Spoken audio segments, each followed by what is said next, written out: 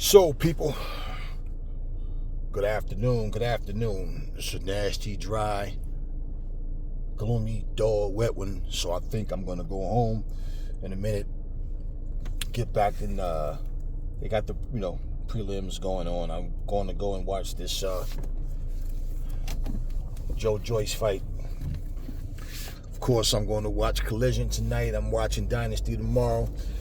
Oh, yes. Now, listen, I want to get into this because you know what? People love to make opinions and say things based on favoritism, but some situations, especially when it's beyond entertainment, it's not about entertainment at all. It's about real situations.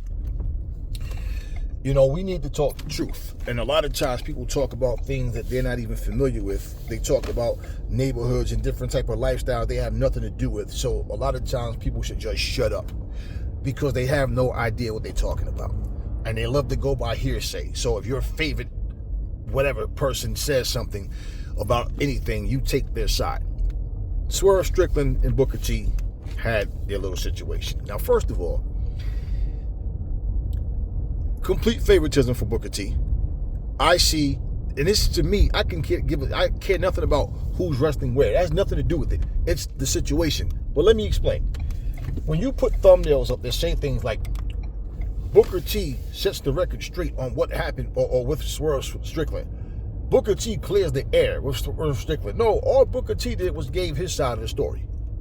Swerve gave his side. How the fuck do you determine who's telling the truth or who's exaggerating or who you just pick and choose who you want to believe in a situation, which is childish and is completely stupid.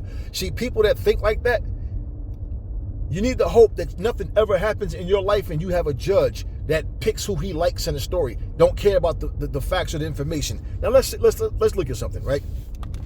Booker T said some things I agreed with about racism and how, people act like racism just started. I've been saying this, even that you guys have heard me say this a long time ago. Even like with things that's good, people act like basketball players couldn't shoot 3-pointers in the 90s and the 80s or some shit, or like basketball people learn how to shoot 3-pointers in the fucking 2010 or some shit.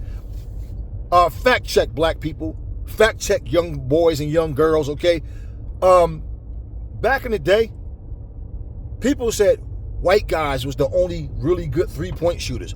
The black guys were good for driving, being athletic, and jumping really high, and slam dunks. Fact check, people. Back in the day, people said white quarterbacks were better quarterbacks than black quarterbacks. Black players were better at being running backs, wide receivers. You understand what I mean? They were same thing. Their speed, their athleticism, and their high jumping ability. That's that's facts. Okay? Fact, people. To this very day, people say black players are not really good hockey players. Okay? Do you understand? Okay? A lot of you guys just repeat things and say things, but you don't know the background of anything. And you wasn't there. So when you wasn't in a particular time, you think that highlight reels can show you a whole fucking a couple of decades of life. No, you don't know what you're talking about. Now, let me say this about Booker T and Swerve situation. When Booker T says if it wasn't for him, there'll be no Swerve Strickland, I don't know where he gets that from. Because, for that matter, we can say if there was no Bobo Brazil, no Johnny Raj, no Junkyard Dog, no New Jack, no Ron Simmons. I mean, we can say that about him. We can say that about anybody. Now, when he's talking about breaking down barriers and things he's doing, he's saying all of these things. But let me give you something about Booker T. Okay, Booker T said, and this isn't to slight him. This is to bring some realness to the situation. Now, Swerve Strickland gave his take, and I agree with what Swerve Strickland said. And I agree with some of the things that Booker T said. But let me say something about Booker T saying, if it wasn't for him, there'll be no Swerve Strickland. He broke down barriers and whatever. But let me say this.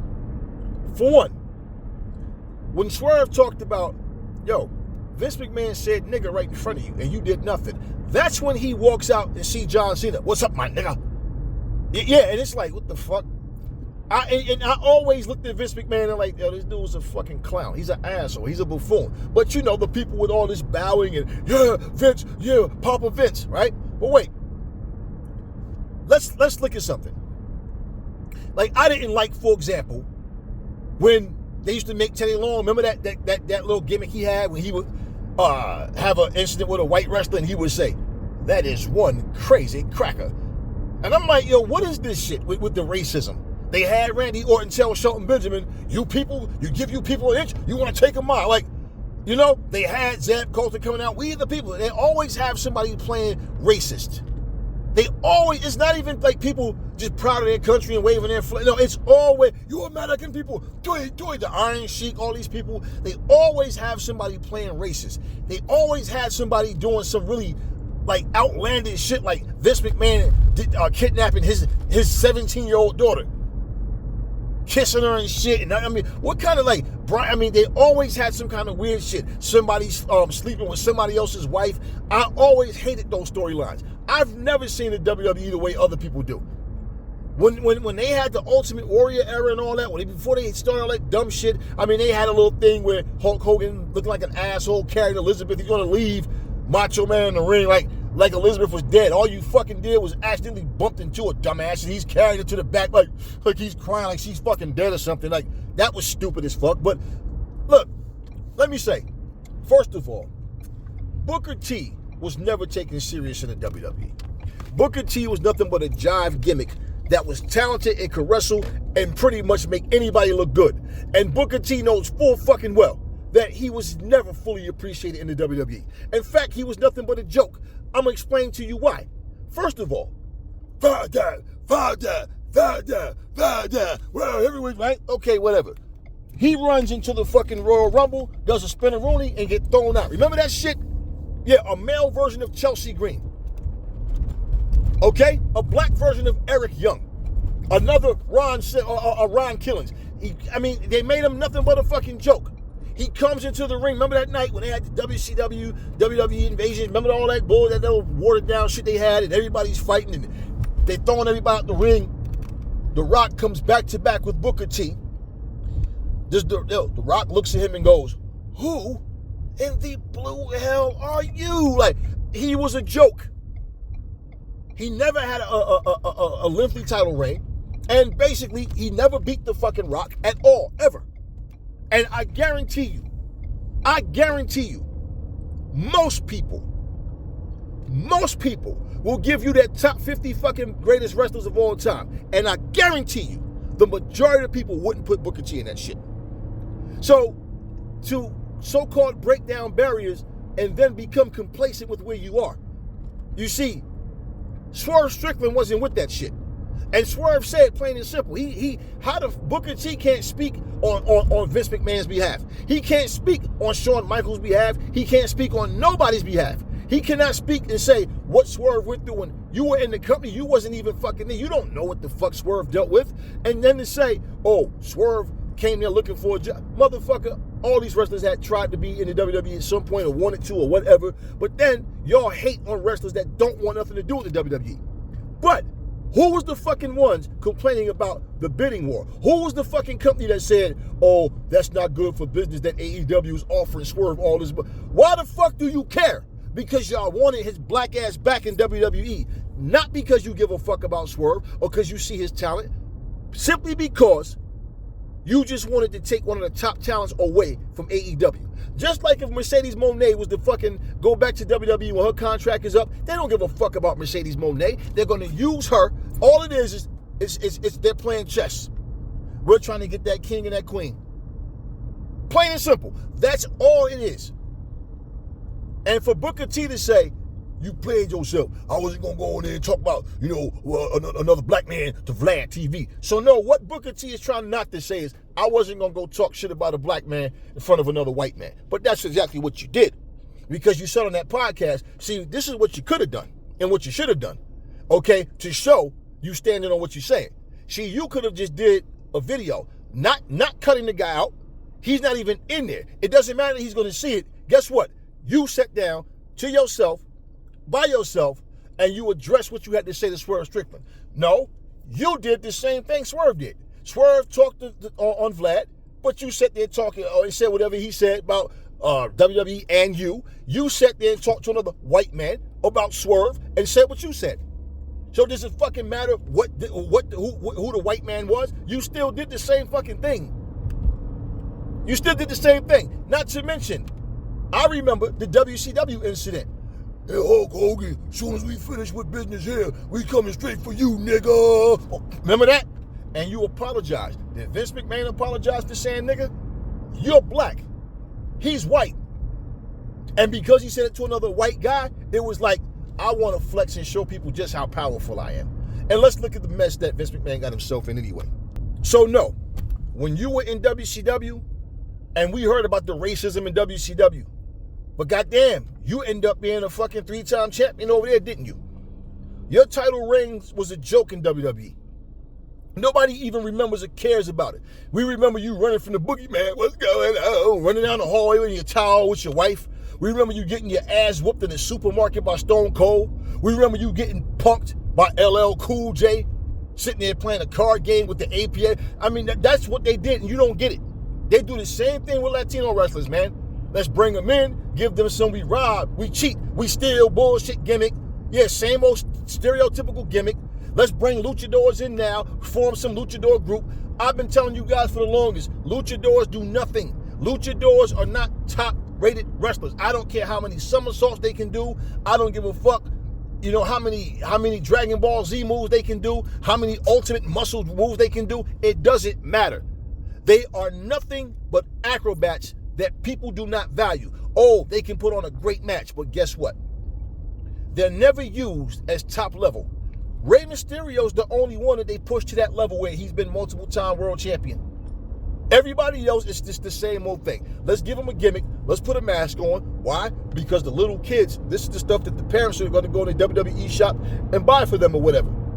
And that's all they are. That's all they are. Okay, now that all being said, you guys that want to take Booker T, oh, he's a legend. Who gives a fuck about how he's a legend? So what? A person has a right to their opinion, but facts are facts, and none of us was there. Now, going by what they all said, look at Booker T's career. I guarantee you go and ask motherfuckers pound for pound, who is on your top. I don't give a fuck about that shit. It's not even a real sport, first of all. But you know, who wins is who the fuck the companies want to win. But guarantee you ask motherfuckers who is the greatest of all times, top 50. Guarantee you, most people won't have Booker T in that fucking top 50. I guarantee you. And I guarantee you the ones that do, the majority of them will have him way up. Number 48, 49, 47. Guarantee you Booker T is not in most people's top 50. So, bottom line, Swerve don't want to be complacent with, okay, let's give me some goofy ass gimmick. Let's look at Ron Killings. Y'all don't see anything wrong with it because y'all find him to be entertaining. He's been nothing but a puppet. A 50-something-year-old man. Yo, dog, listen, man.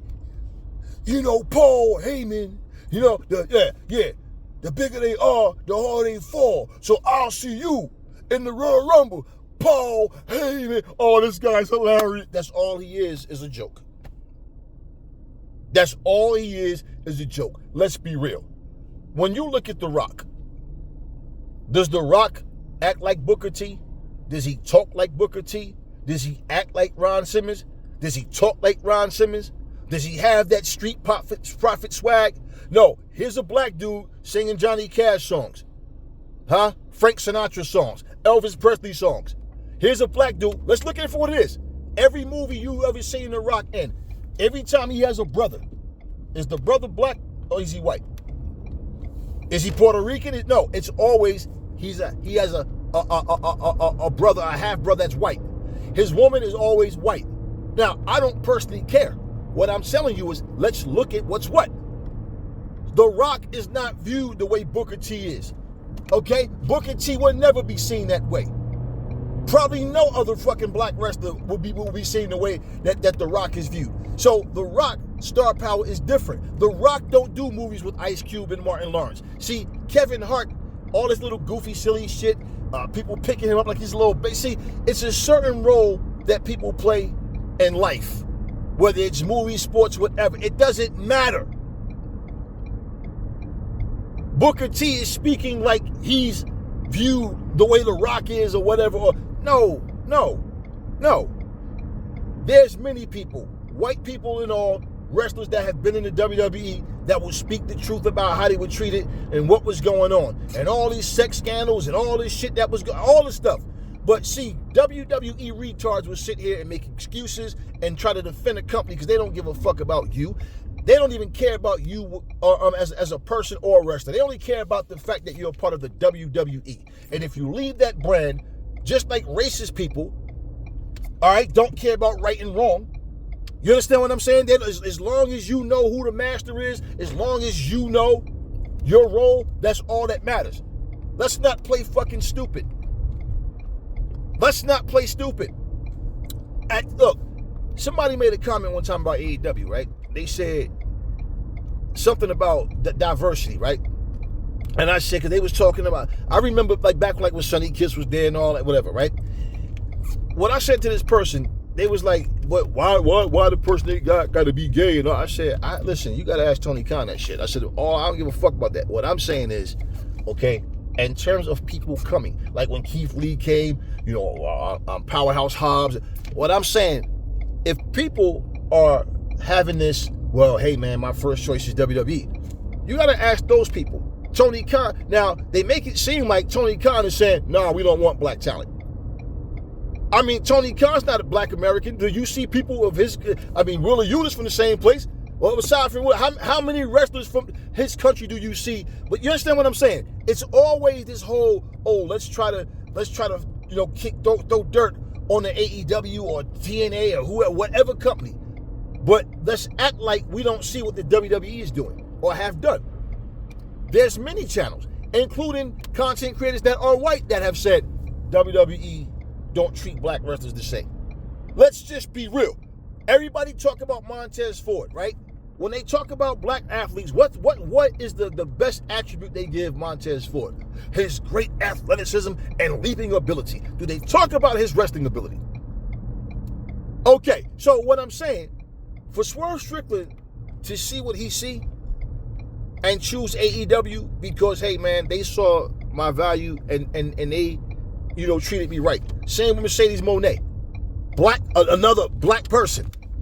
Look at my point. Swerve Strickland, when his contract is up, may very well end up in WWE again. Or maybe he say, nah. AEW was there, and they did, for me, what WWE didn't do. So, that all being said, right, if that would be the case, if that would be the fucking case, it doesn't matter at that point what he said, right? He stood his grounds and did what he did. But it also would make Swerve Strickland look like a phony. Why? Because if it's all about the money, then that means you don't even care personally about the things that happen. And guess what? Now you in the same boat as Booker T. I guarantee you, Booker T didn't go up to Vince McMahon and say, "Hey, I don't appreciate you talking about what's up, my nigga, to John Cena." It don't matter that he's white. Why would you even want to use that word? See, so you can't look at Swerve Strickland. You can pretend all you want, and you can act as if, you know, you don't see Swerve Strickland's point. But Swerve Strickland said what he said. Booker T said what he said. And like I said, look at his career. See, once someone, let's take Eric Young, for example, right? Eric Young was used as a goofball from the very start with Team Canada. What's up, my son? Right? So, Eric Young was used as a goofball. Remember, all the way from the very beginning of TNA. I remember when I said the problem with characters like Eric Young, Santino Marella, you know, what was the guy that when they pretended it was Eric Bischoff's son or something like that or whatever? Y'all know what I'm talking, the one that used to always hug him, Eugene. I said, you know that these guys would never be world champions. They would never, you know, hold anything that people want people to take serious. What did they do with Eric Young? Eric Young got serious. And the thing was, I was like, Eric Young really could wrestle though. That's the thing about it. He really could wrestle. Otherwise, he would have just been a typical gimmick that he can wrestle, and they'll always tell you how great he is. He might be unorthodox, that's the word they like to use, but he can wrestle. And then he got rid of that stupid gimmick. There was a time where AJ Styles they made him a goofball in TNA, and I didn't understand that. Like, why y'all? I'm like, wow. All of a sudden now he's a goofball, he's a nerd. Like, I mean, that was a really stupid move. And see, this was TNA. trying to mimic the type of stuff that WWE does. And that's the criticism that they were getting. And understand something, right? WWE Raw right now is doing peak TNA type numbers. Yeah. They can't even pull a 3.0 no more. They got a 6.0 of the, night one on Netflix, and they haven't been able to duplicate that since, and the numbers just dwindle and go down. This generation of people are hard. They're hard to satisfy. They don't appreciate anything, but one thing for sure is the way WWE does things. Their egos are so massive that they think they can just put some garbage together and people will accept it, and they're right. That's why when people, that feel insulted by this shit, or feel, which I don't take it personal, because I already know it's all bullshit anyway, but at the same time, it's one of those things where you look and you go, you know what? They put these bullshit programs together, they keep stereotypes alive, they do all this kind of nonsense, and what happens? These diehard WWE retards will sit here and eat it up. And you think that Booker T, Bully Ray, or anybody else, Vince Russo, all these people that sit here and their whole, everything about them is let's just bash AEW, right? You think that they now you can see anything in any other company that you don't like or think they shouldn't do. Yet, you can't find one thing wrong with WWE. But all these other people are being honest.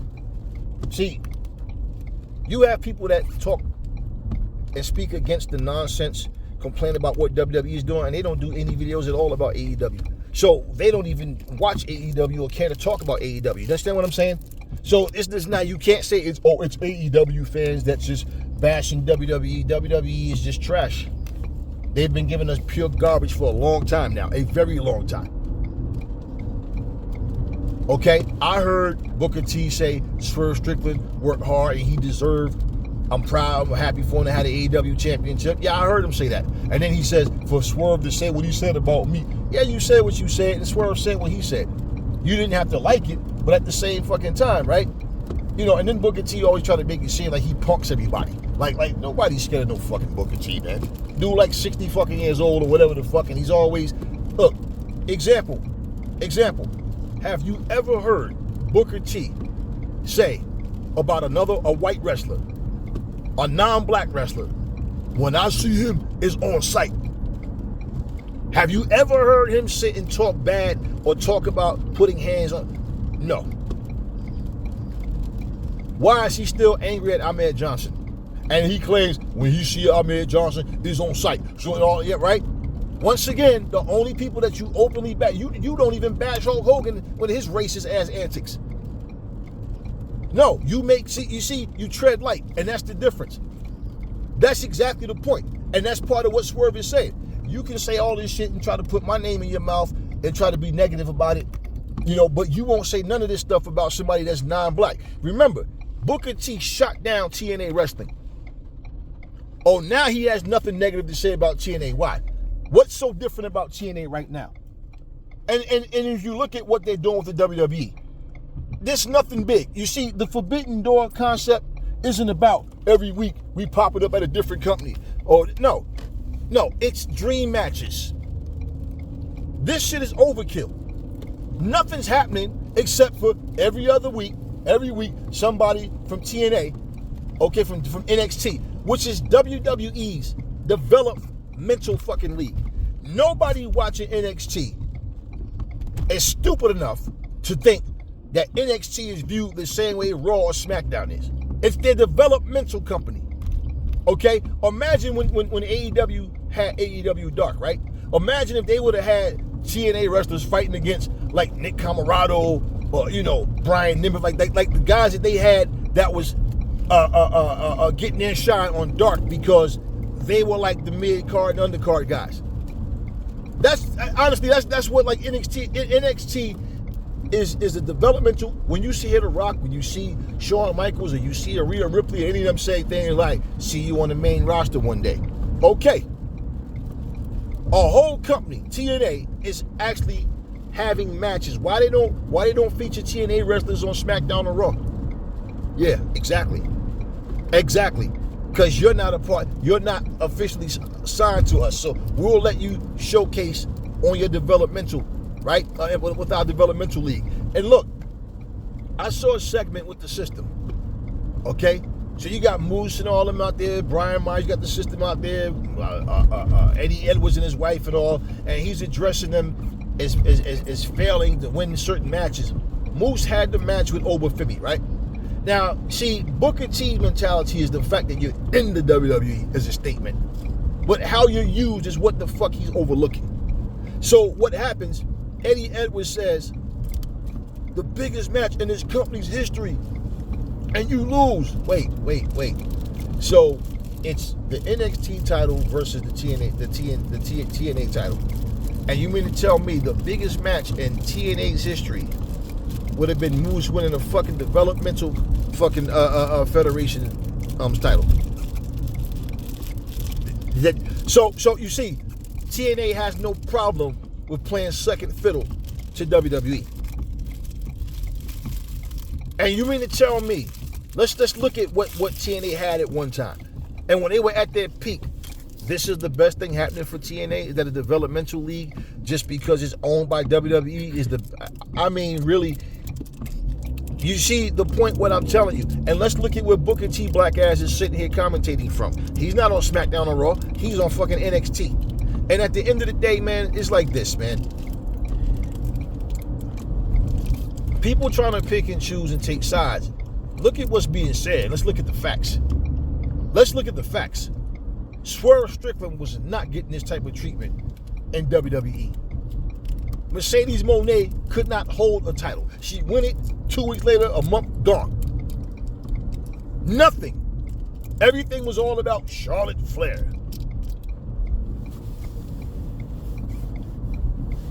Adam Copeland decides he wants in at AEW.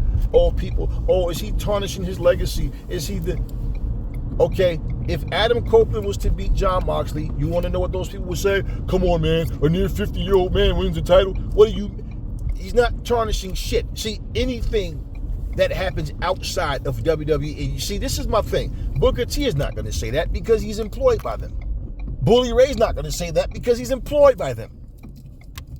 And you mean to tell me, look, let me give you something, for example. If The Rock, John Cena, Cody Rhodes, if the same situation happened right now, that happened with the Cody Rhodes, with the John Cena heel turn, for example. Let's say that happened on AEW soil. The same exact scenario happened.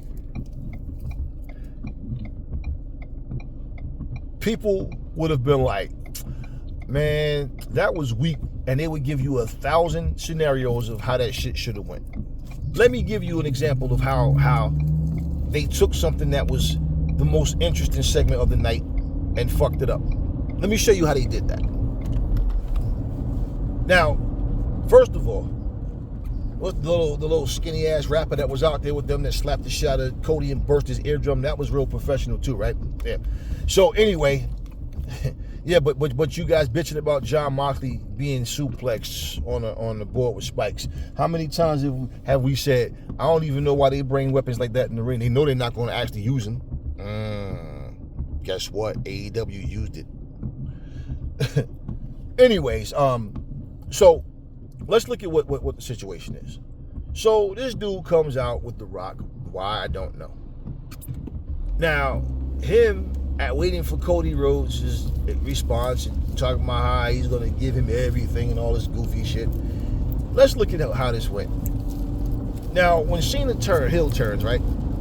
You think, okay, if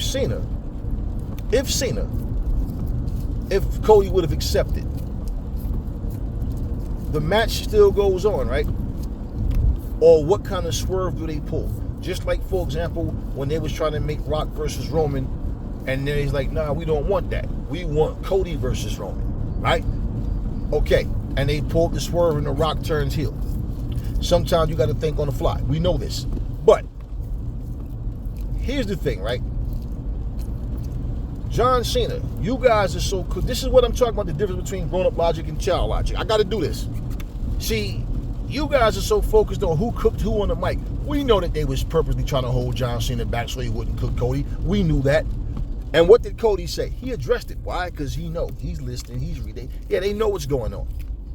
That's why he tried to pull the Eminem 8 Mile move. Stardust, and you know, when I did this gimmick, when I did that gimmick, right? Now, let's just be real. John Cena's response, okay, his explanation as to why he turned on Cody. And all the intensity, and just because I gave you the blueprint, you think you can run the kingdom, and talk about how he never left and this and that. When John Cena clearly sat up on a talk show and said, well, one of the things that I feel stupid when they brought up about The Rock and him situation some years back when they wrestled, he said, I accused The Rock of leaving WWE and going to do movies, and I go off and do the same thing and left the WWE. Well, now he says he never left, right? It's like, okay, that was stupid, and you contradicted your own self.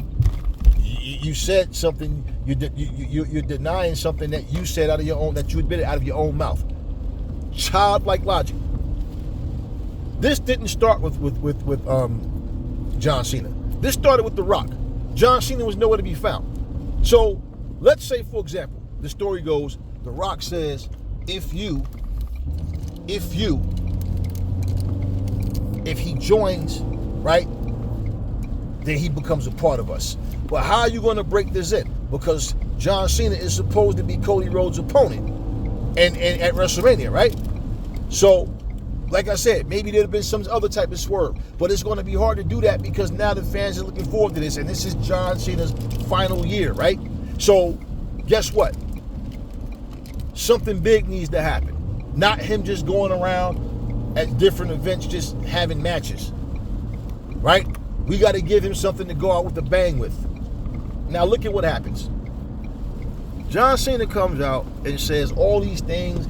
He's arguing with the fans for 2 weeks straight. They turned their back on him, which was so stupid because for the past 5-6 years or whatever, they've been cheering for this dude. And he's talking about for 25 years, you've done nothing but take from me and this and this. And you guys might have been sitting there creaming your pants and jumping up and down like a bunch of little kids, but I'm looking at this shit like, man, this is so stupid. Now, why couldn't John Cena simply say something to the effect of, this is my last year, right? I want to make a statement, and I want to show people who the real John Cena is, right?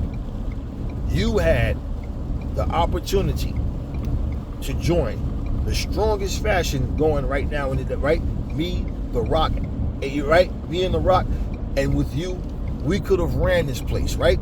And win, lose, or draw, the belt stays within the family.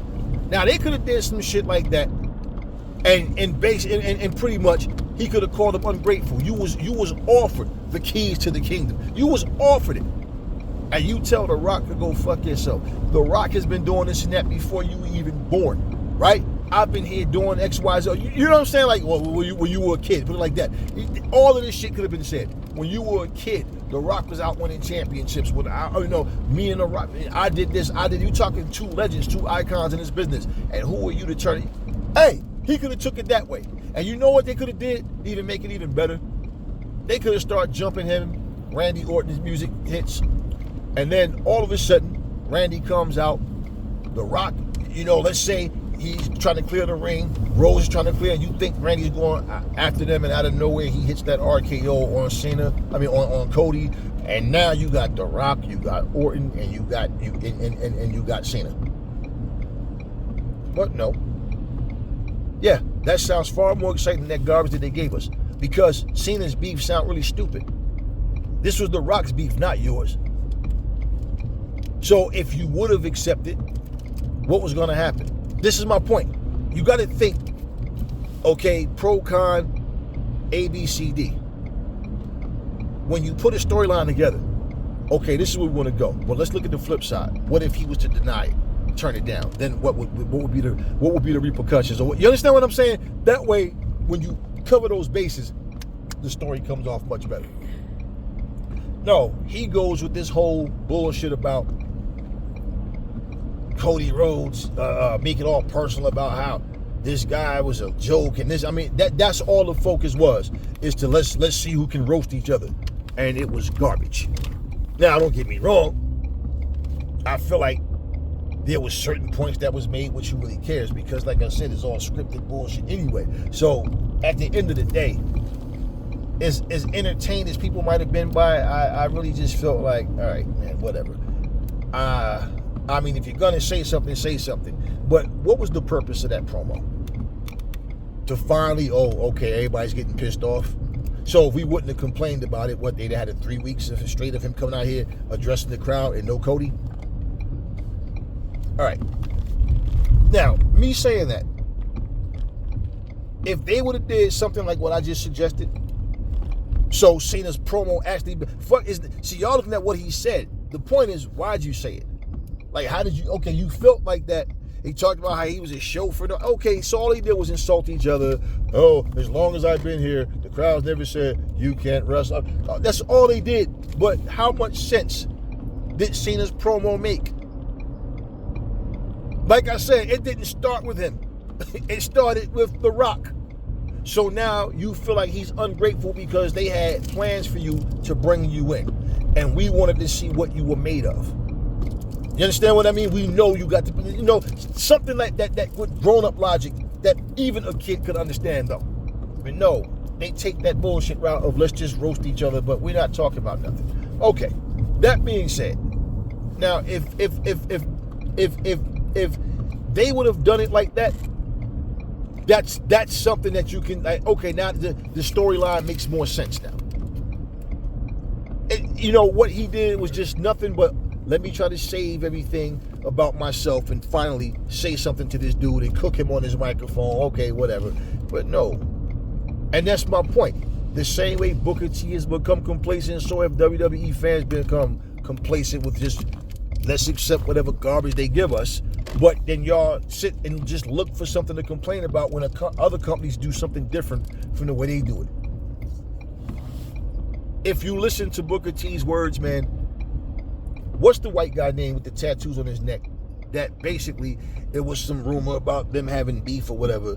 And Booker T kind of said, he lightly addressed it, and nothing happened. And before you know it, they're sitting there smiling and laughing and whatever. Michael Cole, I remember Booker T made some comment, something he said about him, because Michael Cole was giving his assessment on something, and Booker T had said something to the effect of, yeah, I guess from all your experiences as wrestler, or you're not a wrestler, something to that effect. And he said something about, yeah, I have as much right to my opinion, to speak about my opinion on wrestling as you do is trying to be a commentator. Something to that effect. Yeah, you understand what I'm saying? Like, that was complete disrespect, but true. Because as a commentator, Booker T isn't good at all. And I'm black saying it. It has nothing to do with that. I'm just being honest. Listen to what he says. He says the same things week after week. If you was to sit and just go from one NXT episode to the next and just go, I mean, you would realize he's just saying the same shit, making them little weird outbursts, and he's not. So he just repeats himself.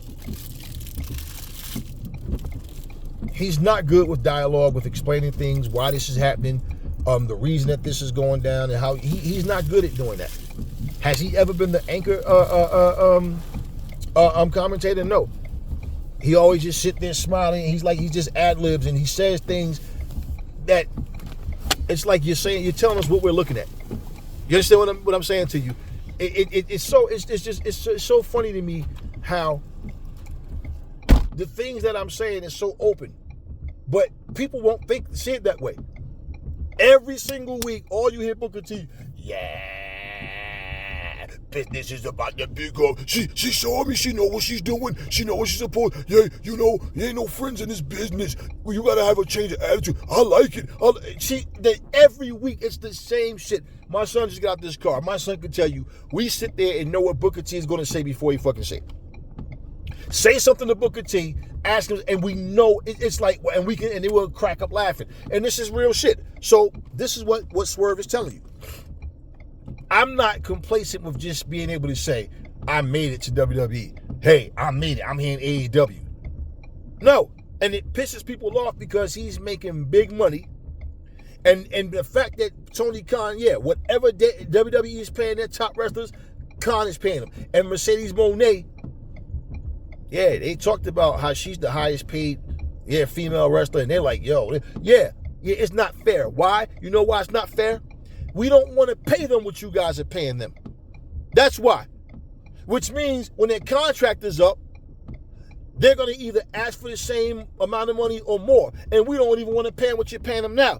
So they're going to probably re-sign with you guys. We want to take your stars and you're making it difficult. You guys don't see what it is? You know, you guys, just listen to Eddie Guerrero's theme song. We lie, we cheat, we steal. And I would listen to the words of songs and I'm like, man, you know what? Like I said, stereotypical shit. Let's take a character like the Repo Man. The Repo Man, what is he repossessing? Had the stupidest gimmick, running around with that stupid laugh, a little dumbass mask on, and I used to just look like, what is the purpose of this character? But it had nothing to do with his nationality, with his skin color. It was just a stupid character that they came up with.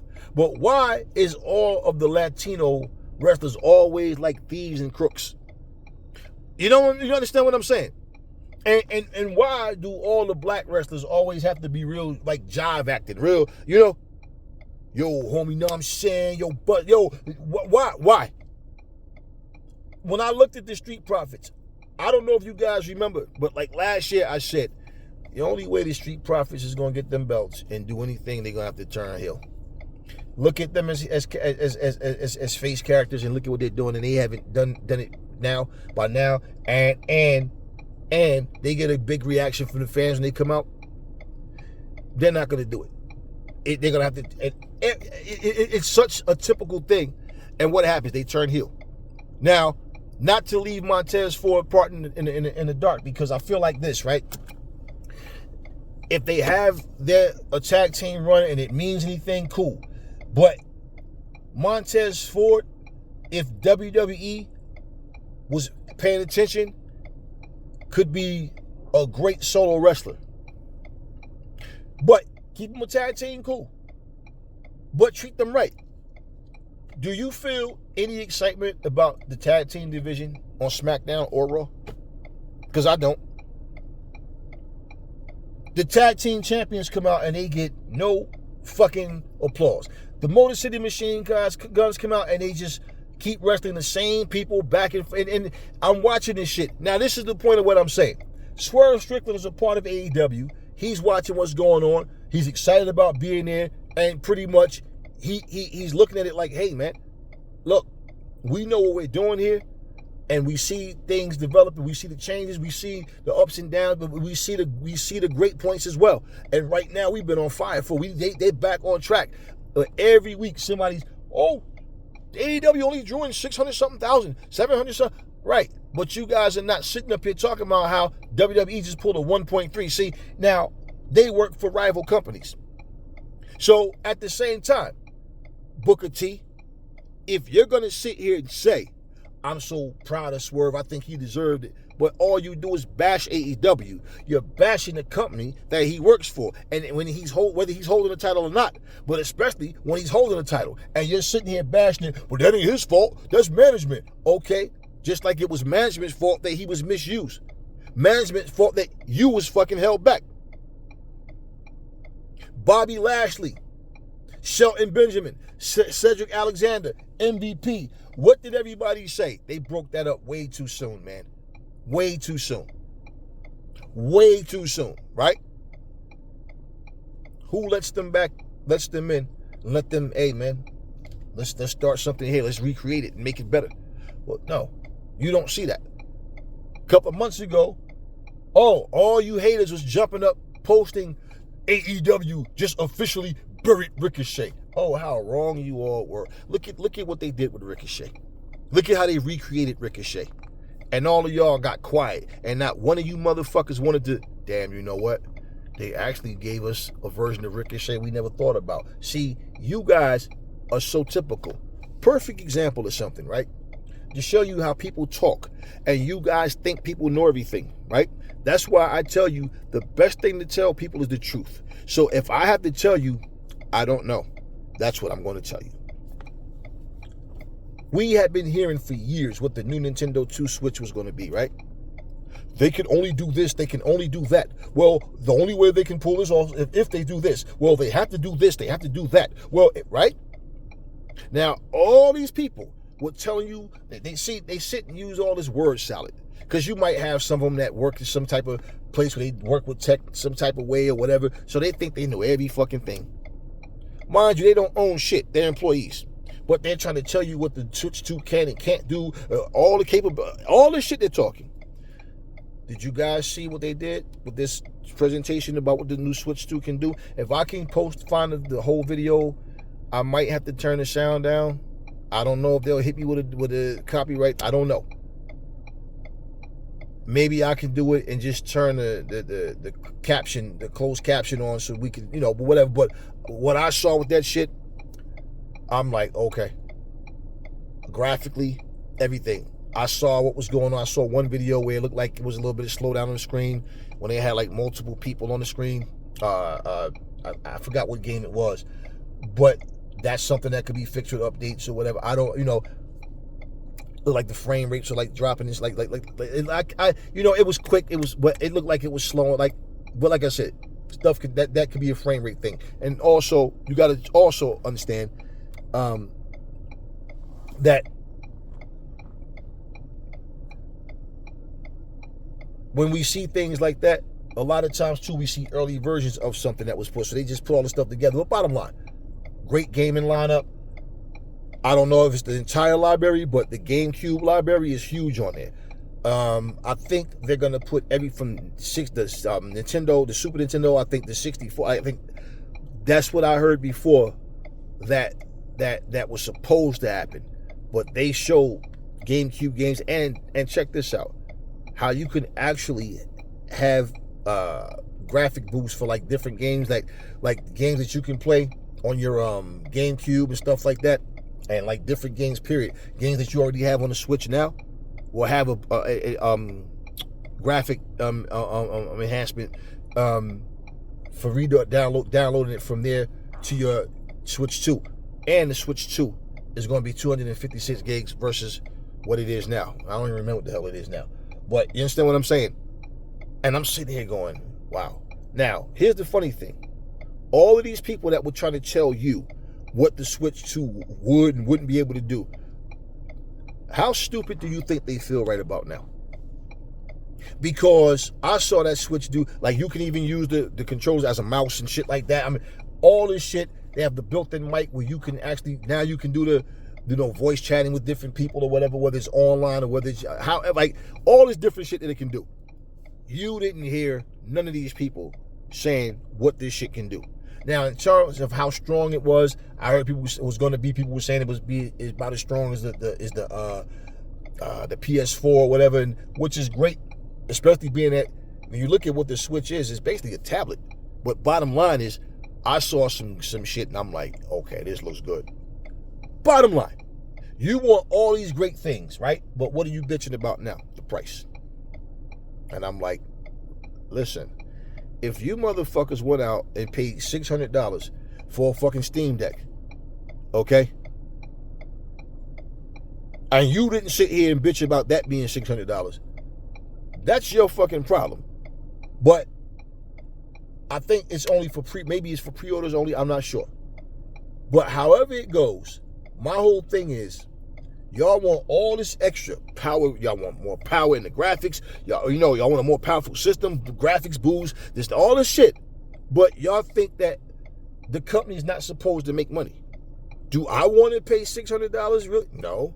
Do I want to have to pay $80 for games? No. Remember, I was the guy making the video telling you, like, goddamn, what is this shit where these guys are selling? I mean, if you're buying 2K every fucking year, whether it's basketball, whether it's WWE, whatever, you're paying $100-something to get the full unlocked versions, aren't you?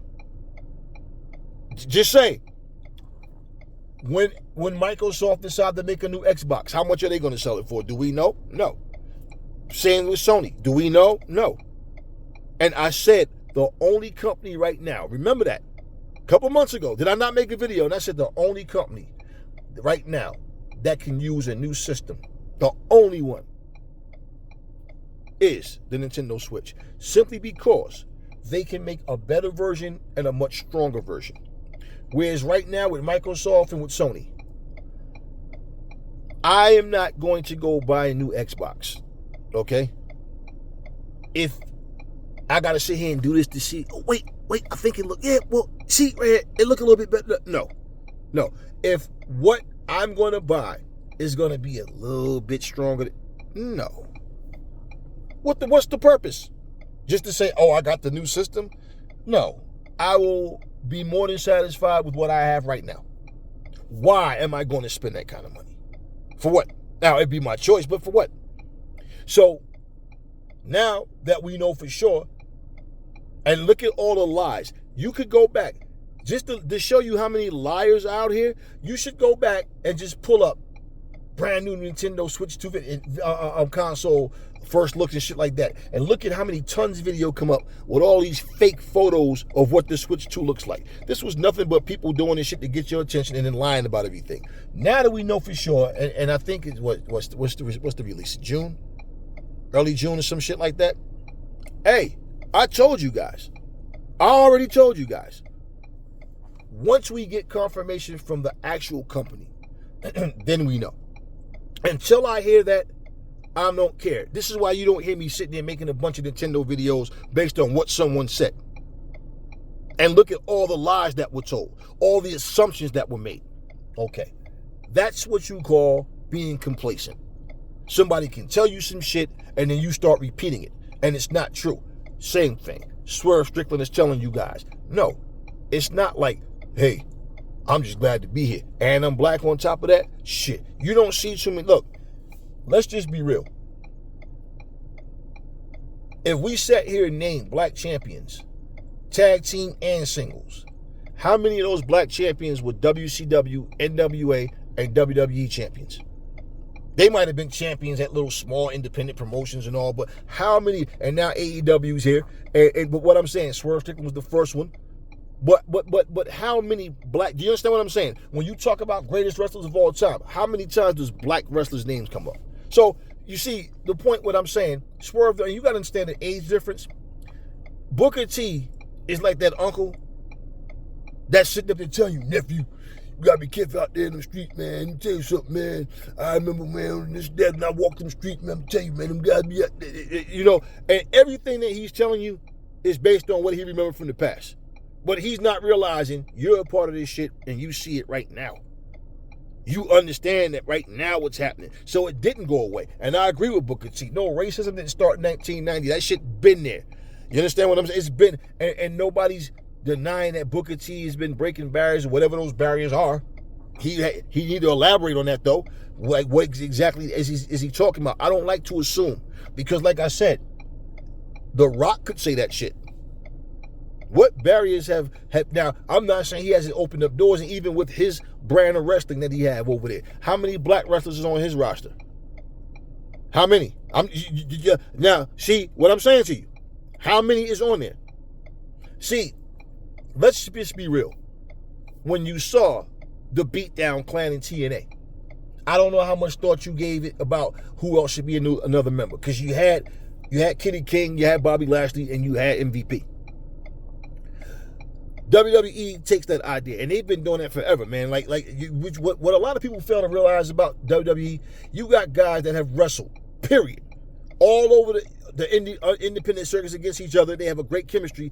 WWE will bring them in, and to your knowledge, the first time they fought, you remember in WWE, but you don't realize these guys already been wrestling all the time. I mean, you go back and watch old matches. Hercules Hernandez, Ravishing Rick Rude, Ultimate Warrior, all them guys. Then you realize, oh shit, I didn't know Rude teamed up with Warrior and UWF. Oh, I didn't know Manny Fernandez and Rude was a tag team and they fought.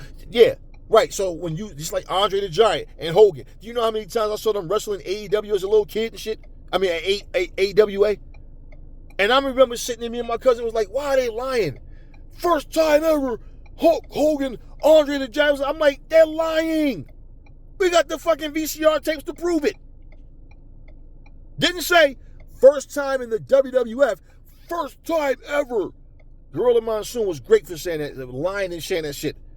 Man, they wrestled several times. Orndorff and Hogan. None of this shit was new when it was in WWE. It was new to the WWE audience that didn't watch AWA or watch these other federations, but we seen this shit. And I'm like, yo, why they lying? Listen, later down the line, Bret Hart fought against The Undertaker. It might have been a SummerSlam or something. Gorilla Monsoon said the same thing. First time ever, Gorilla Monsoon. They fought at a fucking Madison Square Garden event. And The Undertaker won. He cheated, hit him in the head with the fucking iron. But why you mean first time ever? And this was in the WWF at the time. So they always did that. They always tried to pretend like they're the only wrestling company out there. They don't know who these wrestlers are. Like, how do you get in touch with them? So they always did that kind of shit. Tony Khan does this forbidden door stuff. He likes to work with other companies. He praised wrestling as a whole. Tony Khan never bashes no other company, and he's never bashed WWE, but he has defended his position, and people come with stupid comments, and y'all think, yes, sir, master, whatever you say, the WWE says it, then we have to follow it, master. No, that's your mentalities. That's your mentalities. Jade Cargill made a comment, well, according to an article I saw, or some shit, actually not even an article I saw. I did see somebody made an article about, I think it was Wrestle Talk, or one of them fucking shows. And the guy, and then when I saw the video, and the guy, I think it was, yeah, because that's the guy with the accent, whatever, right? The British accent or whatever. He makes, Australian or whatever he's from. And he makes a comment about Jade Cargill said that black people don't get a push in AEW. And I'm like, Jade, not to defend them because I don't work there. But what I'm saying, they brought you in. Remember that she came in, her debut was with Shaq? They brought you in. They brought Powerhouse Hobbs in. What's the guy? Lee Moriarty. What's their name? Private Party. I'm looking, they had Sonny Kiss there. What the fuck are you talking about? Now they say they don't get a push. Like, what do you mean exactly, right? When you say they don't get the push. Jade was fucking undefeated. Jade was had the red carpet treatment. Jade was the female Bill Goldberg.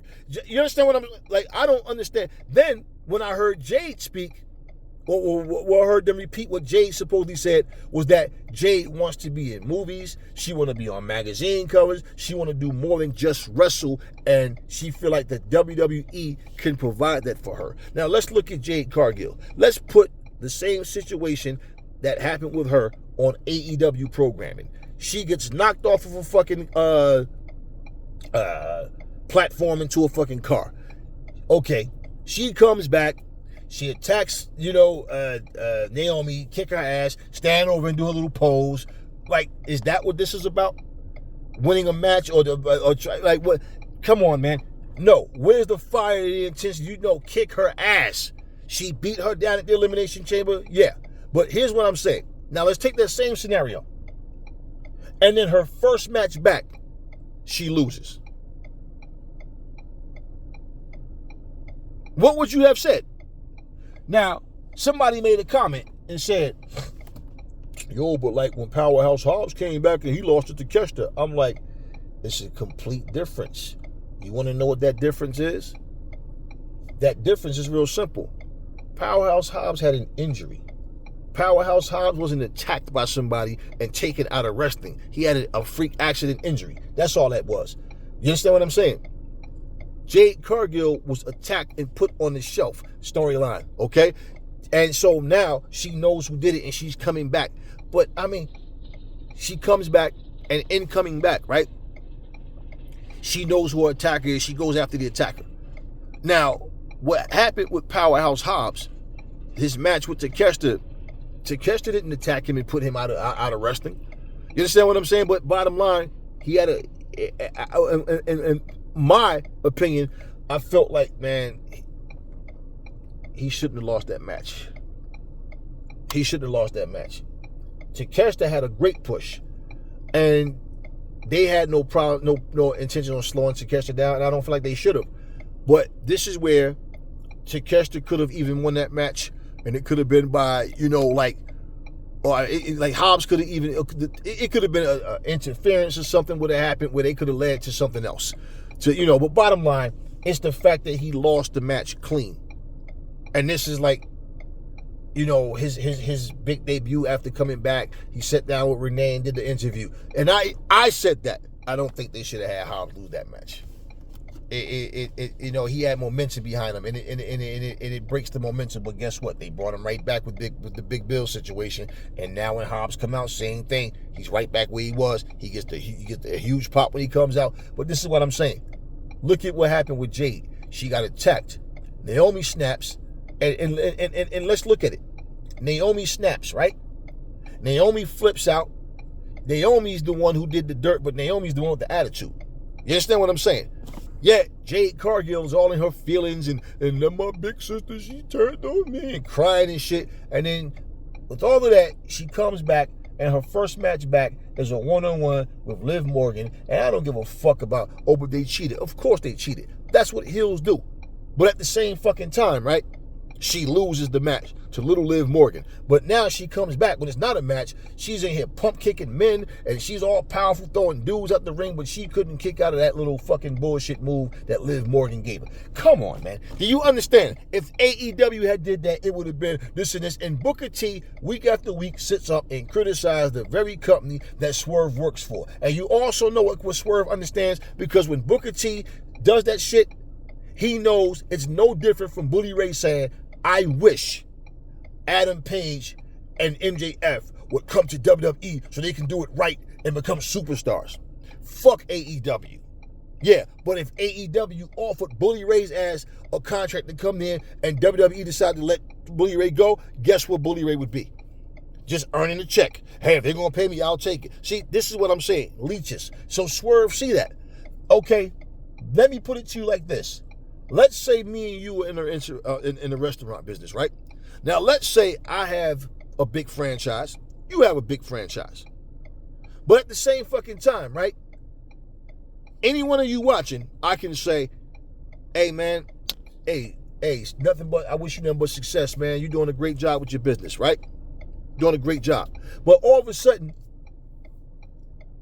I'm sitting here making videos with people, doing my little podcast, and I'm just saying shit like, even if I said, yeah, I know the owner, man. He's a good guy, man. He's a good dude, got a sharp mind for this. And, it's good to see him in a great position like that. But then I'm sitting there shooting your food down. I heard, man, they had the health inspector coming in. I don't know if it's true, but, this and this. I heard some things from good sources. And, yeah, man. And everything I'm saying is to put down your business that could actually have people going, I'm not going to eat there. I heard bad things about that place. Do you understand what I'm saying? And Swerve knows that. But you guys don't look at shit like that. All y'all look at is who said what, who's going to cook who said this about, and who gives a fuck about legendary status? I don't give a fuck about no legendary status. That has nothing to do with right and wrong. And because Swerve, at least as of now, at least anyway, isn't a slave to the machine, well, who is he? Fuck Swerve. Right, of course. And who you think is saying that? Salty WWE fans. Now, for a black man to say this black dude went on a show with a white dude who's nothing but a culture vulture and basically tried to make me look bad, but he played himself. I'm not going to do that. Yet, everything you said about Swerve, you said to a white man. Is that any fucking different from Deontay Wilder saying, Anthony Joshua, yeah, he's a black man too. He ain't from America, so he's still a black man. And what did he say? He over there buck dancing for that white man talking about Eddie Hearn. Okay, well, when you were 30 years old, Deontay Wilder actually was standing being interviewed. And when they asked Deontay Wilder about fighting against Vladimir Klitschko, Shelly Finkel jumps in.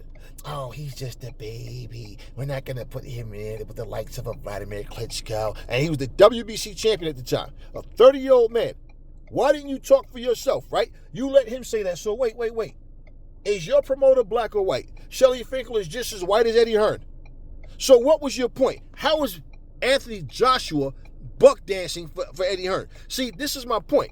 And you make the claim, but you have no proof behind nothing. There's nothing that even happened to make you say that other than you just talking shit. So when Swerve Strickland says, you let Vince McMahon sit there and say, not that you let him do it, but he said it, you ain't have a problem with it. Why you ain't confront Vince McMahon for that shit? And like I said, if I think about Booker T in the WWE, the majority of the shit that I remember is goofy shit, silly shit. And he come out, can you dig it? sucker, and those little backspins, big deal. Remember that King Booker? The fake stupid accent. They did the same dumb shit with Apollo Crews. You understand? All of a sudden you've been speaking fucking perfect English. Now, and listen, so the dude is really Nigerian? Cool. But my point is, all of a sudden the gimmick kicks in. Where's Apollo Crews' career been? Where's Titus O'Neil's career been? You want to talk about black people not being used for shit? Why did Keith Lee leave in the first place?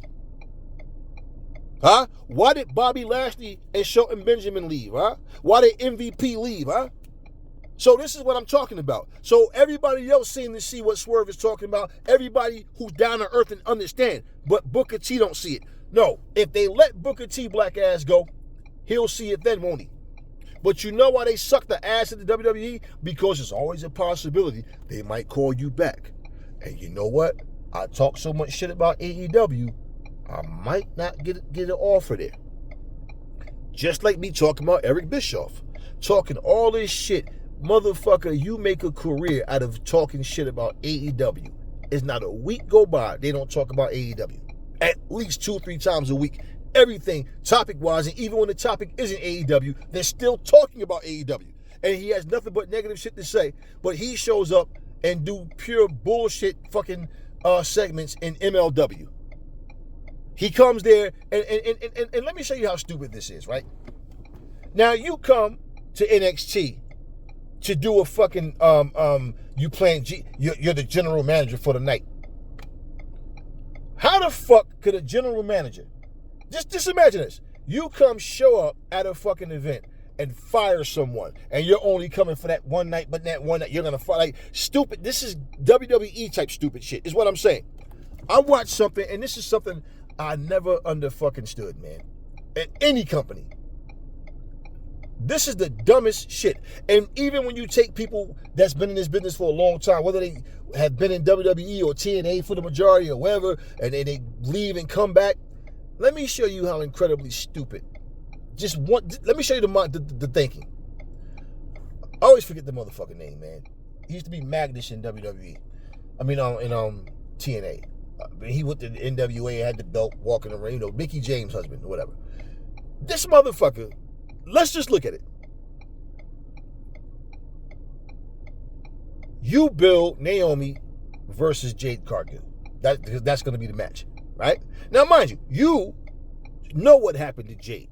They're coming to you, you getting stressed out because you swear to them and promise you're working tirelessly to find out who attacked Jade Cargill. Kid like logic. You think somebody that was slammed through a fucking windshield and attacked and slammed through a windshield and an unsanctioned, it wasn't even a match, just an attack. You think that Jade really got payback because she just kicked her ass for a little bit? She did nothing to Naomi that kept Naomi on the show for 2.5, 3, 4 months. No. She just beat her ass for a couple of seconds. Okay, hold up. What comes out of his mouth? I'm getting sick of this between the two of you. I'm really tired of it. No. A smart GM would say, hey, ladies, okay, Jade, I get it. You were unjustly attacked, and you have every right to want revenge. Naomi, you know she's the heel. Why are you treating them like equals? Like, you understand what I'm saying? The heel is the heel. The face is the face. Or have wrestling forgotten that? Naomi, you admitted to the attack. You came to me and you deceived me. You deceived Bianca. I'm trying to find the attacker all this time. I even showed you video, and it turns out you were the attacker. And here I am escorting Raquel Rodriguez and Liv Morgan out the building thinking that they did it. And now you want to come here and play the victim. Well, I tell you what, Jade, you're going to get your revenge at WrestleMania. Do you understand? I'm so tired of this between the two of you, So you know what? Since you guys want to fight in 2 weeks, Jade Cargill versus Naomi we already knew that was going to happen anyway. But my point, that lazy storytelling, the lackluster, there's no energy, there's no nothing. You know what, man? I used to love They canceled the show Wrestling Society X over some bullshit when it was on MTV. But I loved the energy. I don't remember his name, but the guy, the ring announcer, I loved his energy, man, because he made you want to watch. The way he even introduced the wrestlers, you're like, who the fuck is this? You wanted to see who was coming. The electricity that he had. Excalibur, I don't know. Like when AEW first started, and he had that same type of hypeness, but as a commentator. And you got these WWE marks. Oh, I don't like the yelling at Excalibur. Man, shut the fuck up, man. Nobody cares. That little dead, well, it's a power driver, and he turns into a Boston Crab, and he kicks out, they climb to the ropes. Like two old men on the phone, two senior citizens sitting up in the nursing home just having a conversation. That's what the shit sounds like. No energy, no excitement. This is WrestleMania. This is Jade Cargill getting revenge. Y'all are not even labeling this match as a... See how, for example, Toni Storm versus Mariah May, right? What did they call it? The last call. It had that Hollywood theme to it. And whatever it was, the final cut or whatever they called it. But it was a theme to it. It was a grudge match. This is my point. And Mariah May, she beat Toni Storm for a title. Toni Storm disappeared, and she comes back. And everything that happened was beautiful, man. This is what I'm saying. It's actual theme to it. There was no build up to this shit. Okay, you attacked. Okay, that was then, this is now. Let's just settle at WrestleMania. Like, that's the attitude. Where's the fucking energy? You see what I'm saying? Swerve Strickland is over here busting his ass. Busting his ass in AEW. And y'all forget, Booker T was one. Oh, that was a bit much with the needle, man. Come on, man. Like, some things just ain't, you know what I'm saying? Like, yeah, man, that's too far. See, here you go. You give him credit, but you also criticize. But I'm not criticizing him. I'm criticizing him. Shut the fuck up. He agreed to it. But you won't criticize nothing that the WWE does. See, this is my point.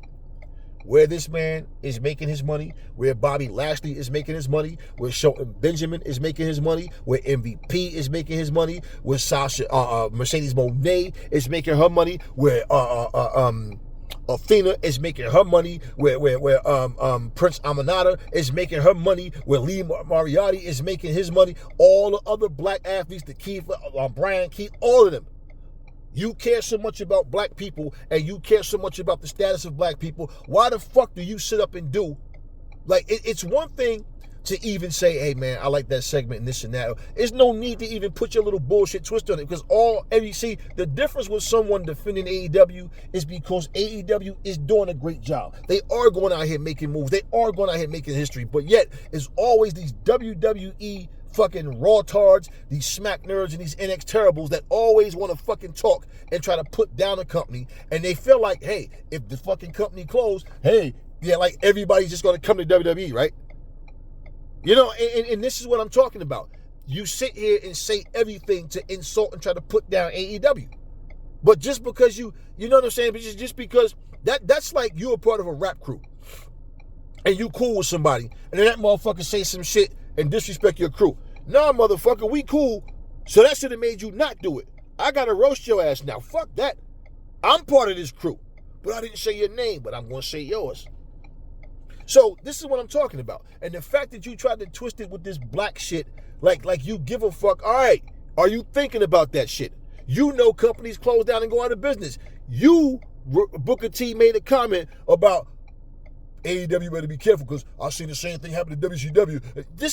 Everything is negative, and you feed into that shit. Why you, Booker T, couldn't be the one to say, you know what? It's not about taking the high road. I'm going to be honest. I've seen WCW out of business. I've seen different things happen. I don't want to see that happen to AEW, and here's the deal. They ain't going nowhere. Tony Khan is doing his thing over there. They got it's different. Hey, look, AEW, WWE, NXT, MLW, NWO, all of us, we're different. TNA is different companies. Let's not forget, Booker T shot down TNA and told everybody how they was paying this motherfucker a huge amount of money for him to stay home and do absolutely nothing. He made fun of them and talked all this shit. But guess what? Now that NX Terrible and TNA are teaming up. What happened? Why is he not putting down TNA now? Yeah. See, this is what I'm talking about. And TNA is the same old TNA. And like I was saying about the whole forbidden door concept, see, once you water something down, it's not even new anymore. Like if you like ECW having hardcore matches, like damn it, every match, hardcore match, every show. At some point, it becomes normal. People get used to it. I always felt like luchadors in America anyway, in Mexico, doing, AAA, all that other stuff with it, it's more popular to where it's more of a natural thing or more of a normal thing over there. But I always said the same thing, man. If you go back from the cruiserweight division, light heavyweight division, any of that, it's not going to work, man.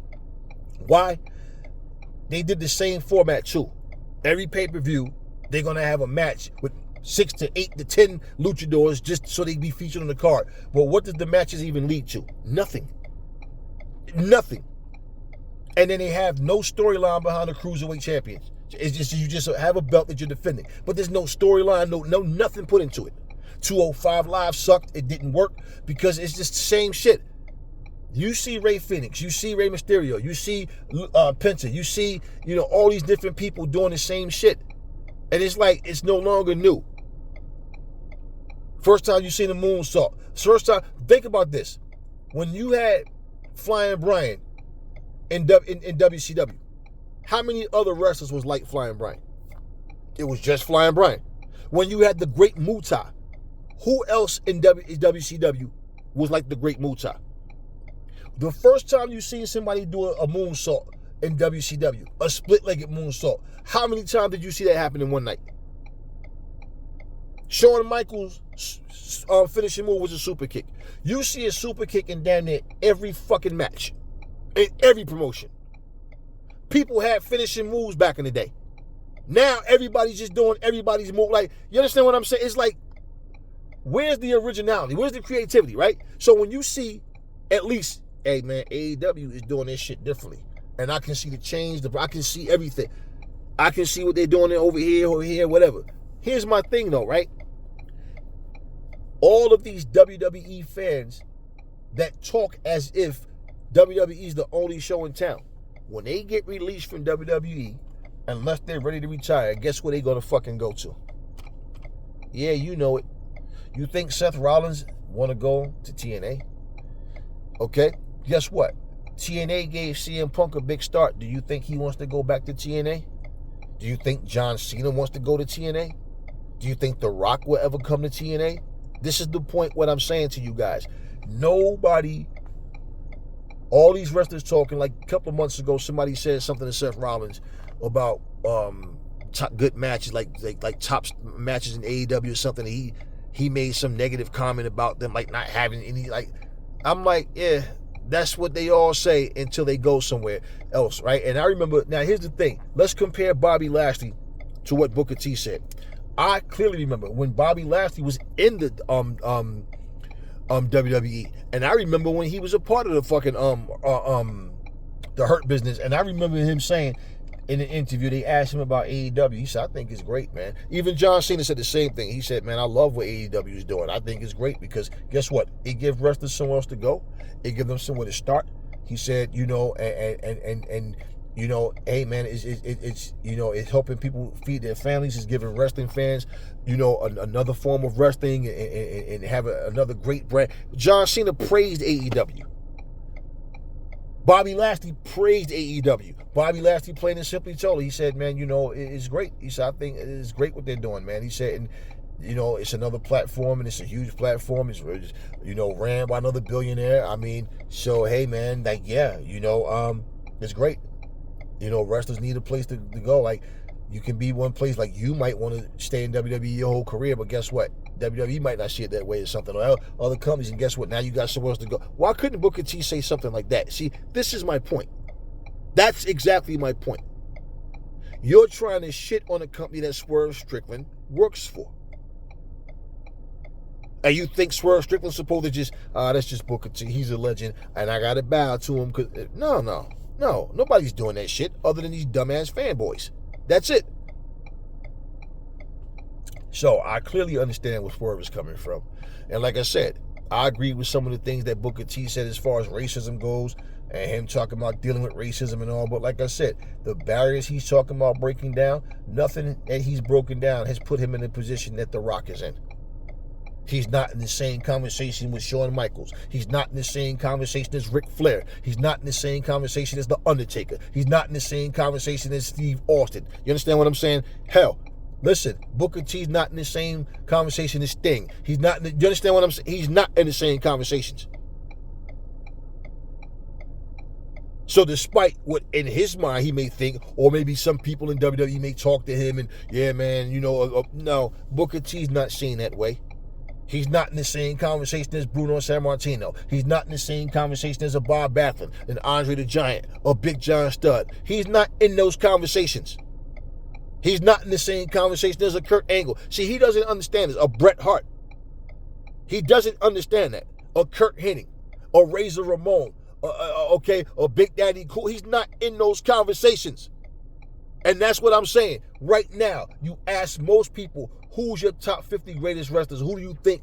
Even not just in general. I guarantee you, if there's 100 fucking people that give a top 50, probably maybe 3 or 4 people out of that fucking 100 may put Booker T in it. I'm telling you.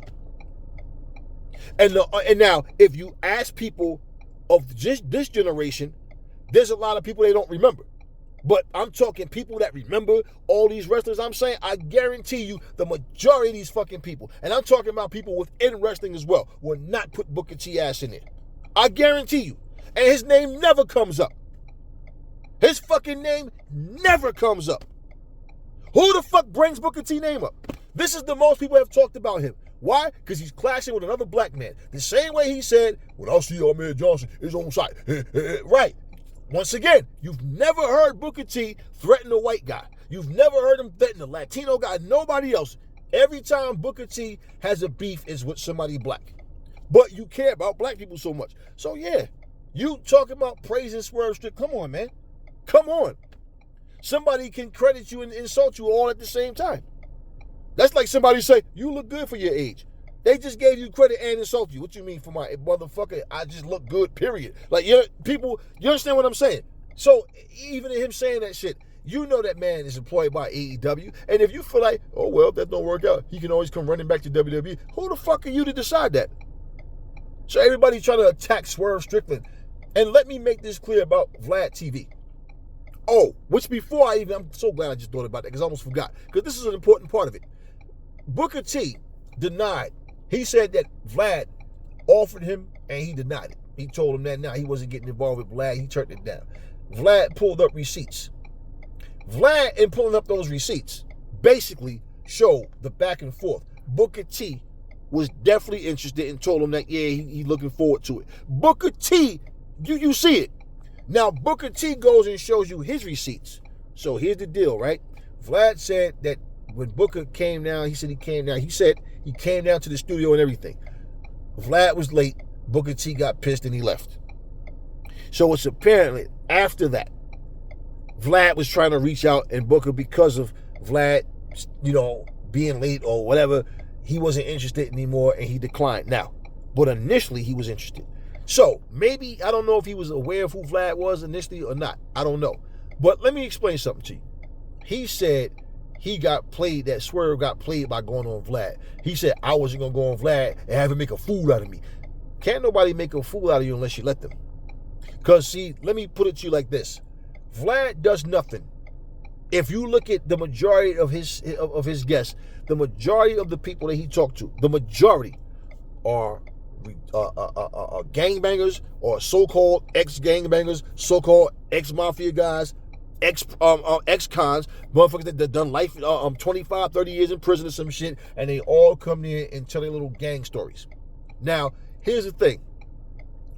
If I'm on Vlad's show, and let's say, for example, fuck jail. Let's say I smacked the shit out of somebody, then pick that motherfucker up and dumped it on his head and stomped the fuck out of him. That shit done come and gone, is over with, but word got out. And he's so Aries. Is it true that you slapped the shit out of such and such and did this and this and that, whatever? You know what? I'm going to say, hey, listen, Valley, here's the deal. I want to talk about pleasant things. I don't give a fuck about talking about any of this stuff. And so I don't want to answer or talk about, I'm not answering questions or talking about anything negative. Whatever, you heard, then that's what you heard. I don't need to try to confirm or deny nothing. We're simply just not going to talk about any negativity. I don't want to talk about who I had a fight with. I don't want to talk about who I don't like now, who I don't have a beef with. We need to talk about something else. And if we can't spice it up with some real shit, then, that's not what I'm here for. And the only thing Vlad went, well, fair enough. I mean, well, we just, okay. So if I sat here and told you what happened, what did that do? I mean, I know you're trying to get an audience to look at, oh shit, you want this video, but I'm not here for that. That's real simple. That is real simple. You see, I've seen a bunch of stupid motherfuckers come on there. Vlad bring up something that happened and you had a charge for this and that, and then they want to tell you what the other motherfucker said. Now, he's talking to you about somebody that he know you got issues with. But I've seen grown men sit there, that nigga tweaking, son. Yo, let me tell you now, my mans came through. Yo, I'm gonna hit you up. Yo, what you doing? What you doing, nigga? Yo, nah, right now, I got this little bitch over, but all right, what's up? Nah, nigga, I'm about to roll this weed. I'm gonna hit you, da. Know what I'm saying? That. Yo, nigga call you like 10 minutes later, like, I'm downstairs, y'all come downstairs, boom, boom, boom. Now I'm saying, nigga get car and shit. Yo, we get down the block, and then I see my man. So I jump out, we talking. Yo, this nigga came across the street, like, yo, what's up? So you pull over, I hop out, yada yada, my man's get in, he sneaks and boom, know what I'm saying? Then my nigga, he grabbed the gun and shit. This nigga tossed me the shit, know what I'm saying? So I start wrenching, you know what I'm saying? And now, he done time already. Now, in telling Vlad that story, you say some dumb shit and something else comes up that they never heard. Now, you basically just got yourself caught.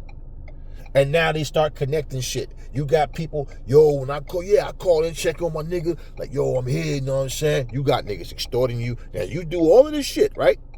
And in all of your talking, they start putting more shit together. Because you know what happened? You think because you did some time already, that shit's over. But now, here comes some other pieces of that puzzle that was missing. And now, guess what?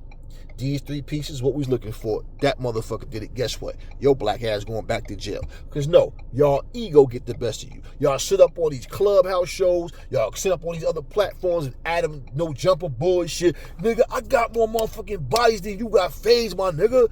Nigga, you come on, nigga. You know me, my nigga. I put niggas on a back, my nigga. Come on, nigga. That cemetery full because of me, my nigga.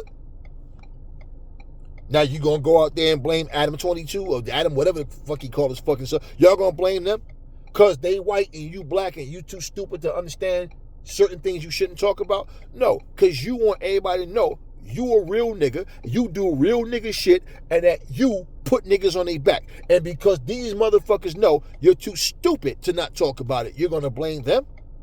We're not talking about 12-year-old kids, we talking about grown-ass men. So how the fuck could Vlad make you or anybody look stupid? I don't think he played Swerve, and I don't think Swerve played himself. He talked about some issues. He said what he had to say. You sit down and rip an entire fucking company because the one you employed by is all you care about. It's as simple as that. And Tony Khan ain't nobody from AEW reaching out to you. But the same shit you saying have a lot of black employees. And you're not giving a fuck about, what if, just imagine if AEW went out of business. And then you got people saying every week it was just bad news about AEW. It was bound to fold and not work because everybody was talking from Booker T, from this person to that person, right? Jim Cornette, Eric Bishop. Yeah, they throw your name in that hat. It's not, you see, you wouldn't want to say, hey man, I did contribute to the negativity. Now, what about all them black wrestlers that don't have a home in WWE anymore? Or won't have a home, period, in the future? Now what? So it's what I'm talking about. All of this shit, it's funny when I hear people talk about, I'm not going to talk about a black man in front of Vlad. No, like I said, I'm not going to talk about a black man in front of a white man, but you sit there talking about Swerve in front of another white man, and at the same time, you're trying to bury a company that he works for. What the fuck kind of shit is that, man? Do you think that if you played for the Dallas Cowboys and your best friend played for the Washington Redskins and you sit up there talking about, man, them niggas that play for the fucking Redskins is bitches, bro. Them niggas is bitches, yo. Fuck them niggas, man. Fuck them. Yo, your boy gonna be like, yo, why the fuck you keep doing that?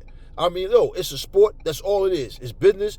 Yo, we out here making money, having fun. We competing. Why you keep fucking making videos talk about them niggas is bitches, yo? And I got friends on this motherfucker too. Like, yo, cool the fuck out with that shit. The fuck is wrong? It's gonna be a problem. None of y'all are considering that shit. All y'all sitting there taking Booker T's side, which who gives a fuck, but none of y'all are paying attention to what's being said by Booker T. And now, guess what? Vlad also put a bunch of tweets up showing more shit that, yeah, Booker, I thought you had. So Vlad puts up a tweet and says, who has the biggest wrestling podcast out there? I'm ready to go out here and tell some more truth. So, is Booker T going to say, when I see you, Vlad, it's on site? Or is you just going to ignore it, excuse it because he's white and you black and feel like he got the complexion for the protection? See, and this is what I'm saying. He do all this fucking talking. I'm 6'3", 230 pounds, whatever. Yeah, you like 60-something years old. Like, seriously, listen, stop it, man. Stop it. And you being an elder of Swerve Strickland, you don't act any more mature. Come on, man. And this is for real. And I don't give a fuck if Swerve Strickland was in New Japan, if he was in town, I don't give a fuck where he is. It's the principle, man. It's the principle. You know, Christian Cage, AJ Styles, and Adam Copeland, whenever they had their little WWE Legends contract and whatever their little show was, I remember they was interviewing AEW. AJ Styles, and they brought up TNA. He go, AJ go, we're not going to talk about that place. And they started cracking jokes and all that shit and whatever, right? And you know what I found so funny, you know? Christian Cage came, remember they had that little thing with that little agreement with see, people forget that. They had that little agreement with TNA before, and Christian came and gave an award to somebody, forgot who it was or whatever. He showed up at that Bound for Glory Hall of Fame. And also when TNA and AEW were working together, Christian Cage came and wrestled a match. I think it was against Frankie Kazarian and TNA. So again, WWE stealing another AEW concept, stole a TNA concept. But this is what I'm saying. This is exactly my point. If it's shoe on the other foot and Tony Khan and AEW was doing this with TNA after WWE did it first, you think Booker wouldn't open his big mouth and be sitting there talking about, yeah, man, you know what I'm saying? We know that this is a WWE concept. We know that. You know, AEW's copying it, and you know, but it's overkill because the way we was doing it, WWE is doing it where it's dream matches, man. You know what I'm saying? You don't know who's gonna come out, who's gonna be, and then you know it's a dream match. But they just every week, and there's no excitement because everybody's used to it. And you know what? He'd be exactly right, and that's exactly what NXT Terrible is doing. Every time you turn around, every week, somebody from NXT pops up, walking out with high heels and they ain't even dressed to wrestle, about to fucking fall, walking down the damn ramp, and vice versa. Somebody and they just have matches, but there's no actual story. It's nothing. Just matches. That's it. And I'm like, I don't even watch this shit. I look at highlights and like, I can't even get into this shit. And it's like I'm looking at it and I'm like, it's just the same thing over and over. That's all it is. And for every channel that's roasting WWE right now, and they're complaining about how dead this WrestleMania 41 build-up is, and how lame the stories are, instead of the rest of you sitting up here talking about, just pay attention. I guess when you're immature, you're not going to see what we're talking about. Is if you look at this insulting shit that they put together, it's like, man, are you trying to lose like viewers and fans, or like what? Are you doing this on purpose? Because they're giving us trash. But your boy Booker T is not going to sit here and trash the WWE. Nah. And you got people there that you don't want to offend, right? But you don't have a problem trying to offend people that you don't work for. Yet you're so proud of the black man and he deserves to be that champion when he had the belt and all that. But he's still there too, and you're still running your mouth. Bobby Lashley's there, Shelton Benjamin's there, you know, MVP's there, and you're still running your fucking mouth. That's no different when somebody racist say to a black person, you know, you're articulate, you're different. Oh, so you think that I carry myself differently to appease your fucking racist ass. It's the same shit. Oh, some of my best friends are black or something. You understand what I'm saying? You're doing it. You're sitting up here talking shit. It's like I don't really like black people, but you're different. Okay, I don't really like AEW, but I fuck with you, Swerve. That's what you're doing. And Swerve see that shit. I see it. Other people see it. Okay. So don't let the people that sniffing your nutsacks get you, in the frame of mind when you think we don't see, because we do see. Hey, y'all. Either get some popcorn, sit here and chill, listen, clean your house, do whatever it is you're doing. Listen to my voice, check out this video, listen to what I'm saying. And this is just truth bombs, man. This is just truth. It's really crazy how people will sit up and just take sides no matter how wrong somebody is, or they don't open their eyes to really see what's happening. And this is something that I had to say to somebody the other day, because someone made a comment, because something happened. I don't watch that shit anyway, but it was some type of concert or something where apparently there was some Asian people that was using the word nigger, and somebody, there was something happened. There was some repercussions for it. And let me say something, because I had to tell this person this shit, and I mean this. I want y'all to think about this. Look at black culture. Look at our culture. Look at our hairstyles. I don't give a fuck if it's flat tops, if it's afros, if it's curls, if it's box braid. Look at the way we dress. Listen to the music. This is part of our culture. And when I see Japanese, Korean, whoever, whatever, I don't mind. But when I see you wearing afros, cornrows, right? All this shit that's part of our culture, that shit we started. When I see all of that, you sitting there doing hip-hop music, you rap, right? You dance, you scratch. None of this shit y'all created. But then, try to insult us and act like this is something that you did, like it's your right. You are the same people who get upset when somebody say Bruce Lee wasn't no fucking real fighter. He was a martial artist, but he wasn't no pro fighter. He didn't train as a pro fighter. And I got videos of him hitting the bag okay, you can get all bent out of shape about it, but it doesn't matter. The reality is, okay, you disrespect and spit on somebody's culture, but you want to defend yours. So it's like this. Imagine a group of people. I don't care where they from. But let's say, since y'all trying to jack our shit, and I'm talking about the people that's doing this, okay? So this don't apply to everybody that's Asian or whatever, but the ones who's doing this have this mentality. Imagine black people taking anything that you created, whether it's Korean people, Japanese, Chinese, whatever. Let's say we take let's say a black man steal Jeet Kune Do from Bruce Lee. He take everything Bruce Lee did and flip it and add his own twist.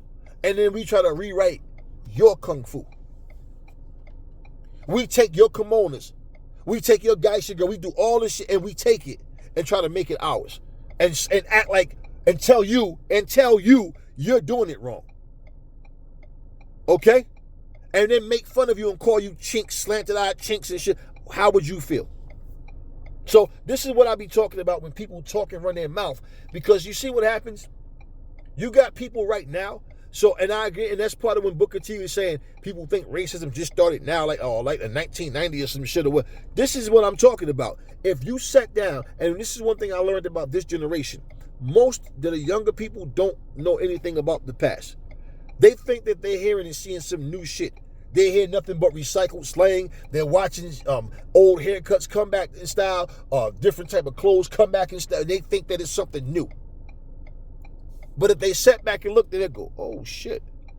Like I had a Japanese chick came to me and said she never heard of a black of these before. She thought it was somebody trying to be funny, and she come to find out that there were Asian people that was dark skinned. She never knew this, and she is Japanese, but she never knew what that shit meant. And said, damn, and start doing her homework and researching. Oh my God, you understand there's so much that people don't know. This is a lazy generation. They don't do their research. They don't do their homework. They hear a rapper from back in the day rap. Yo, this nigga rapping. Yo, I ain't know he could rap. Black people included. Like this guy LL Cool J does a song with Eminem, Murdergram. This is the second part, because he did an original Murdergram on the Mama Said Knock You Out album. And y'all acting like Cool J just learned how to rap, or he stepped his game up because he's rapping with M. Bro, like, the shit that come out of y'all mouths is like, wow. And this is my point. Some of you are too fucking young to you don't even know what you're talking about. So the people that's listening to other channels and listening to you guys talk, they're just repeating what you're saying.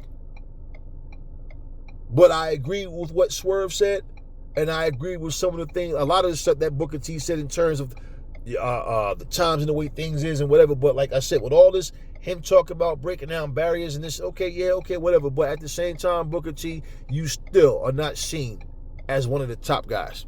Now, somebody will verbally say that shit. Where do you rank Booker T? I guarantee you the motherfuckers, because now you got to really think about it. And yeah, there's so many people that they put before Booker T. And Booker T knows that shit. And if Booker T's being honest, and you ask Booker T, do you think that you get the credit you deserve in professional wrestling? I bet you on my dead mama, he'd say no. On my dead mama, who died last Labor Day, he would say no. So what the fuck are you talking about, man? All Swerve is doing is letting you know. He's letting you know. Like, you see those shirts that say, we're not our ancestors, we will fuck you up. Exactly. We not a part of that kumbaya, let's say hold hands and sing kumbaya and wade in the water and just pray for peace and mercy and blessings and just get in what we can fit in. No. See, that's our ancestors. We're different. Booker T don't seem to understand that shit. So even when he's talking about breaking down barriers and dealing with racism, I know that motherfucker deals with it. I feel him. I get it. But you're missing the fucking point. And it's a lot of shit about you that we know. We got hear things about. I don't get into it because I don't want to do stories on people's personal lives. But see, Vlad is trying to find a platform to put you on blast with. Yeah, and then stuff that from your past may come back to haunt you. You might put yourself in a position where you say the wrong things that WWE end up letting you go. Now, let's just be real. If they could take a curvy fox like Mandy Rose and say, hey, we want you to stop your OnlyFans channel or we're going to have to let you go. And of all people, Shawn Michaels, who posed for Playgirl. I'm not your sexy boy toy, well, not your boy toy. Come out shaking his ass, dancing. The same dude that was part of the Generation X got the fucking nerve to sit up and tell Mandy Rose about a fucking OnlyFans channel? Are you shitting me? Yet you're doing storylines that Bobby Lashley is fucking Lana, Miro's wife? Are you shitting me? Are you shitting me? So if they'll let her fine ass go, Booker T, they'll let your black ass go too. So you better really think about, you doing all this trying to do what?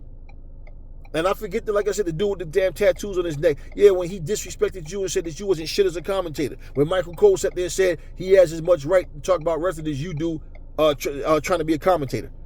And you said that because you know you suck as a commentator. Simple. So that would be like, imagine me saying, to all the white people and non-blacks, don't watch this video because I'm talking about another black man. Man, fuck, come on, man. Stop trying to make it like Swerve was lying on you. Stop trying to make it sound like Swerve was just saying shit. You talking about breaking down barriers and what you dealt with and all that and that. Yeah, whatever, man. We hear that, man, but at the same time, like I said, you sat there in front of a white man, just like Swerve sat there in front of a white man and said what you said. So you did the same thing. You did the same thing. And you should stop talking shit about AEW. You see, a guy like Eric Bischoff, you let Vince McMahon, you went with a storyline where he threw your ass in the garbage can and took you out. And that's how you got fired from WWE. And you agreed to that bullshit storyline. You see, when Bret Hart didn't want to take Vince shit, because hey, listen, like Swerve said, let's compare something though. What's up, my nigga? You ain't had nothing to say about that. Vince McMahon suspended Titus O'Neil. Remember when something they had that night and Vince was walking up and Titus O'Neil reached out and touched Vince McMahon by the hand and he snatched away and he suspended that dude for that bullshit. For that bullshit. for that bullshit. What happened to Omar? She's over there in New Japan wrestling and shit as a tag guy. You see what I'm saying? What y'all make it seem like all these black dudes that came across WWE like they just excelled? Nope. What are they doing? What are they doing with them? What are they doing with them? Shit, Lee Moriarty over there holding fucking gold in Ring of Honor. It amazes me, man. Top flights over there doing their thing. Hold up. But you said all this shit, man, and I'm like, you clearly overlook. That's the part of Swerve's point too, is you talking all this shit about AEW. Look at all this shit happening in WWE that you just act like you don't see the shit. And for people that's going to say, yeah, but he worked for them. We know that. That's why you should shut the fuck up too, because you can't speak fairly and be honest, because you're going to overlook what the bullshit WWE is doing. Like, example, remember when Nia Jax fell when she did that one for that leg drop? And my hole. Do you know I seen a fucking interview with Nia Jax and she said, Triple H said, you should say my hole when next time you do a leg drop because it looked like it has to hurt. And she said she did it because she knew Triple H was going to laugh at it. Some more perverted shit. Yeah. So she did that on purpose. Yet, remember, that black woman that stood up at the pay-per-view and Tony Schiavone asked her, what did you learn about wrestling? Like, what do you know now about wrestling that you didn't know before after seeing the movie or being a part of the movie? And she goes, I learned that I know I'm going to win before you do. Oh, she disrespected the sport of wrestling. And how? WWE and every other wrestler, whether it was in the WWE or not, sit up and talk about how they have to put the belt on me because, I called him. He said, hey, I want you to drop the belt to. So how the fuck did she disrespect by telling the truth? This is the fucking society, the world we live in. You're mad because a woman told the truth. You do know you're going to win or lose before everybody else. What the fuck did she say wrong? And did Booker T open his big mouth to say something?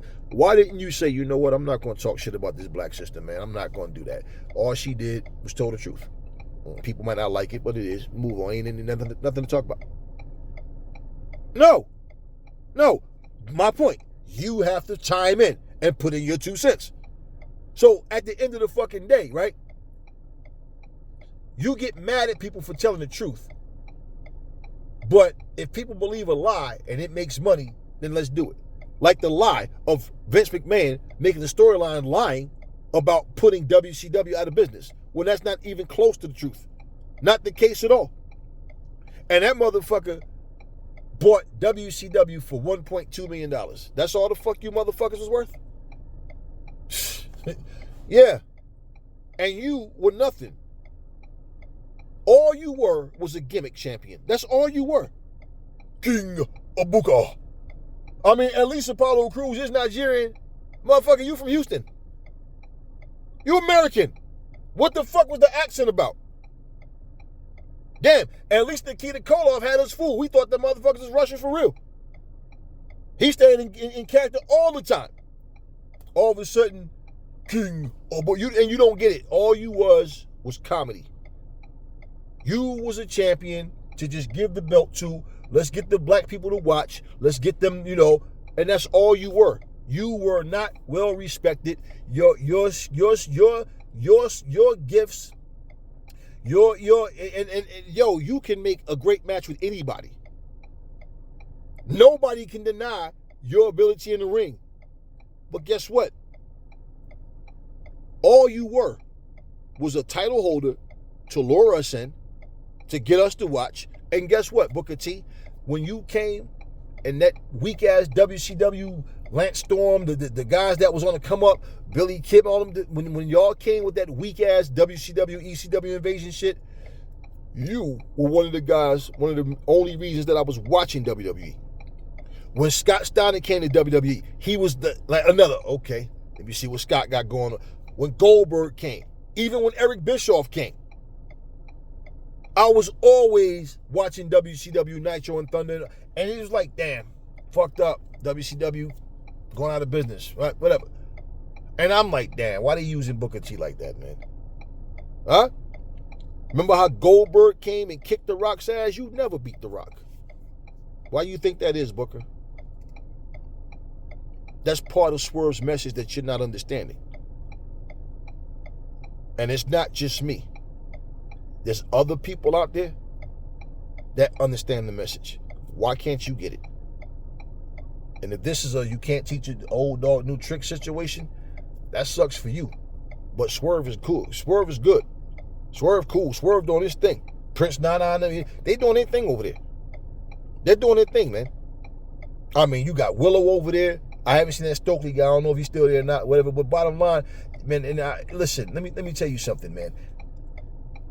You know how hard it is for people, period, to make it in the wrestling business and become big with it, right? So my thing is, when you're speaking about something and you want to act like the company that you work for is just perfect, but you sit here and want to shit on the competition, if WWE lets you go, see, you still got your own promotion that you run. So, you know, you're good too. And I'm not wishing nothing bad on you. But if you had like a bad falling out, like something really happened where it got nasty, nobody's going to want to hear your fucking story. Because people are going to remember this and say, now you talked all that shit about Swerve, but you over here now talking all this shit about WWE. And that's one of the things that most of you wrestlers do, is y'all sit up and y'all cool, y'all making the big check. Then y'all leave. Every wrestler that's left WWE and come to AEW always say the same thing. I love professional wrestling. AEW understands wrestling. Blah, blah, blah. But then if your contract is up and you go running back, what does it mean? Andrade went back to WWE. Who gives a fuck? Who gives a fuck? If Miro goes back, who gives a fuck? If Lana goes back, who cares? If Paige goes back, who cares? Ray Phoenix just came. Who gives a fuck? Who gives a fuck? Because, like I told you, all they're going to do with these luchador motherfucking cruiserweights is put them in matches. They flip, flop, flop. Oh, this is awesome. This is... And it leads to nothing but just matches. Then they start giving them some stupid-ass gimmicks and put them in meaningless 8-way matches, 10-way matches, whatever the fuck. And why? Like, what is it? Somebody turn on somebody is like the most thing that happened, and it's just matches with no effort to build any actual story. And to be honest with you, nobody cares to see 20 fucking people with masks on flying all over the place. Which is why in America, the lucha style won't work on its own. And the fact that they don't put storylines behind it, they don't give you anything. I mean, you can't even see people's faces. You understand? So it's like you don't have... Look, you see, for example, what happened in AEW with Chris Jericho and Bandito and his brother, and Jericho took his mask and his mom and them came in there and he was disrespectful, you know, and that had everybody look at the people facing the audience, like, you know, oh shit, they was calling him an asshole because he took the mask. Okay. Let's say, I forgot what Bandito's brother name is, but you got him, you got Hologram. Like, let me tell you something, man. Ray Phoenix and Pentagon, there's no wrestler that's not like that can't be replaced. Some are much harder than others, don't get me wrong. But Ray Phoenix and Pentagon have already been replaced. Already. That dude, the Commander, is no fucking joke. Okay? Bandito, all of them. And Bandito's strong as fuck too. You got AR Fox, he doesn't wear a mask, but what I'm saying, what I'm saying is all that flip-flop shit and okay, cool. But nobody really gives a fuck in the long run. That, you understand what I'm saying? But do you see what I'm saying, how they got the storylines work with them? What the fuck are they doing in WWE for the luchadors right now? Like I said, stereotypical, let's throw them in the Lucha World Order, or give them some bullshit storyline that nobody really cares about. And that's all they're doing. You know, and that's what they've always done, man. That's what they've always done. Eddie Guerrero wasn't wearing a mask. Chavo Guerrero wasn't wearing a mask. You understand what I'm saying? So they would treat it a little bit different, but not really better, because Chavo, being teamed up with Eddie, gave him a push. Chavo was coming out wrestling on Sunday Night Heat. When you see, when you are seen as mid-card, bottom of the card, they're going to put less time in building you up. And once Eddie passed away, Come on, man. Chavo was never able to reach that same level as Eddie. Okay? And it's not his fault. That's just the way things are. To this day, everybody does a frog splash. The majority of them do their little dance as a tribute to Eddie. Who the fuck is in there doing a spinneroonie and tribute? You know, just like, and listen, this isn't shots at Booker. This is just being real. Like, if Booker was sitting fucking here and Swerve every fucking thing, I'd be saying the same thing. I'm not siding more with Swerve because he's in AEW. I'm siding more with Swerve because I agree and understand what Swerve is saying. Like Booker T is like, man, like I said, you got them older people in your family that you talk to them and they just keep saying shit to you, but they're just not, it's like they're listening to respond. They're not listening to actually learn and understand your point of view and like what you're dealing with. And they think that everything that they're talking about, like shit they're saying don't even apply to what you said or even your thinking process. But him saying what he said, I'm like, nah, and he's right.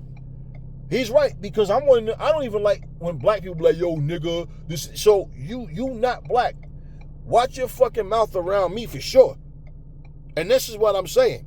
So now let's see if Booker T is going to be aggressive and come after Vlad. Because you said when you see Ahmed Johnson, it's on site. You motherfuckers was tagging back in the late 90s, you and Stevie Ray or whatever, and you ain't going to do shit to Ahmed Johnson. You ain't going to do shit. You sitting in front of that camera trying to talk tough, and this is exactly my point. All that I'm a street dude, man, you damn near 60 fucking years old, and it's sad that you old ass motherfuckers be sitting up here, and this, I gotta say it like this, right? I know some motherfuckers in their damn 70s that got hands, and them motherfuckers are humble. You not gonna tell no white dude you gonna bust his ass when I see him, it's on sight. You not gonna tell nobody else that shit. You ain't gonna tell nobody else that shit. You not gonna put hands on Vlad. And the point, once again, just like Shannon Sharp. Remember when Shannon Sharp was sitting across from Skip Bayless and Skip Bayless disrespected him? You're jealous of Tom Brady. He's way better than you. What do we say? I won 3 Super Bowls, a Hall of Fame or whatever. I'm in the Hall of Fame. So what? He's way better than you. Told Shannon Sharp that he couldn't touch Tom Brady. You gonna disrespect me? Cause you disrespect Tom Brady every chance you get. Yo, Skip Bayless isn't friends with Tom Brady, but Shannon Sharp thought he had a fucking friend.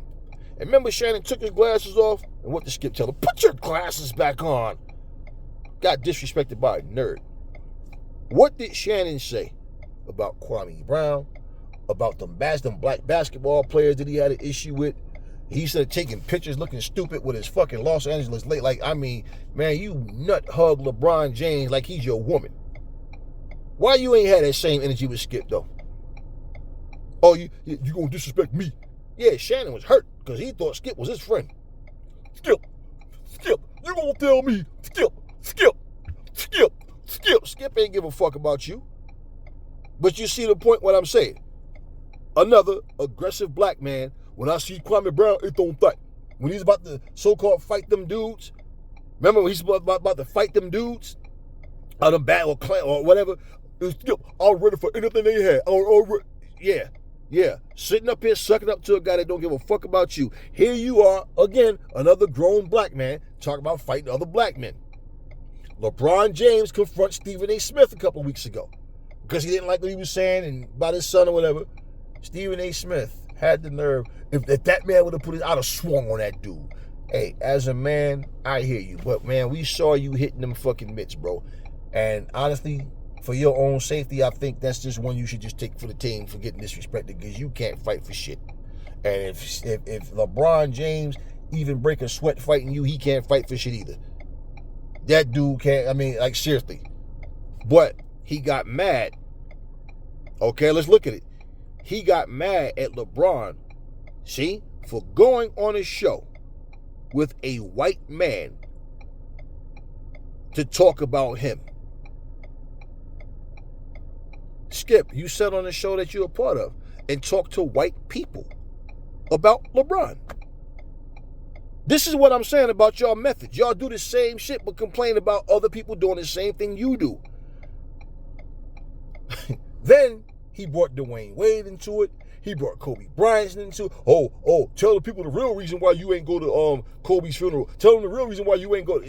See all that. Then you got people getting that like, yo, nah, Stephen A. Smith, you lying. But you know what he didn't get mad at? He didn't get mad at Pat McAfee. He made an excuse for Pat McAfee. Well, not anybody's going to get an exclusive interview with LeBron. You I don't care who you are. But you don't want to fucking interview with LeBron. If you did, it would be to try to straighten it out. You ain't have no type of toughness when LeBron was in your face. See, this is the shit I'm talking about.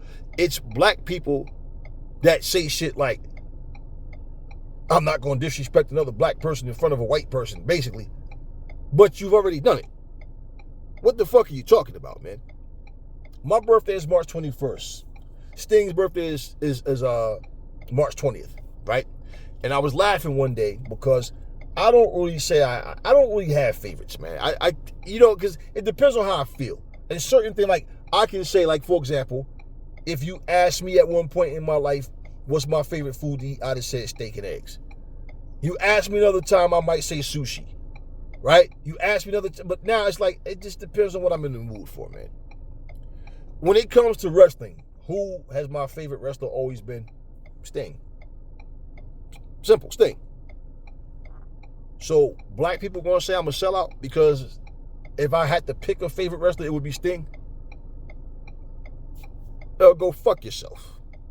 And you wouldn't tell me that shit to my fucking face. This is my point though, right? It's always, I'm not this, I'm not that. No, I've always, when I looked at, look, I was watching Nitro. I was watching, like I said, every episode I'm there. Me and my boy Jason, we watching this shit. Jason didn't even like wrestling. It's when I got, he started watching WCW because of me. And when that WCW shit happened, he was hooked. Okay, and Sting was his favorite wrestler. I'm grown. I'm not a fan of nobody's. I'm not like, oh my God. Like if I saw Sting, well, I wouldn't even, you understand what I'm saying? Like he's just another person. But he's always been that's the guy always been more drawn with Sting. There's others, but Sting. Bottom line, I have to pick it's Sting. Okay. Female wrestlers wasn't really a big deal back in the day. So now when I look at the Jade Cargills and the Biancas and the Mercedes Monets, the Penelope Ford, the Toni Storms, the Tasha Steeles, I love Megan Bain, man. Megan Bain, and you understand what it's like they're a big part of why I even watch wrestling, period. But I like AEW. I stayed with TNA, and I still do here and there, watch it, and TNA is just a whole different feel now, man. It honestly feels like an indies brand. With just, it's certain times I watch shit, man, and now they done lost Jordan Grace. So I'm still watching. I still watch. There's nobody in, like, right now. I forget their damn names. It's the female tag team.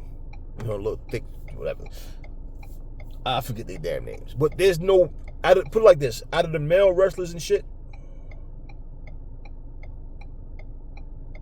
there's nobody in TNA that I say is like my favorite wrestler. Danny Luna. That's what I'm talking about. Danny Luna and Jordan Grace was like, that's the two right there. Moose. I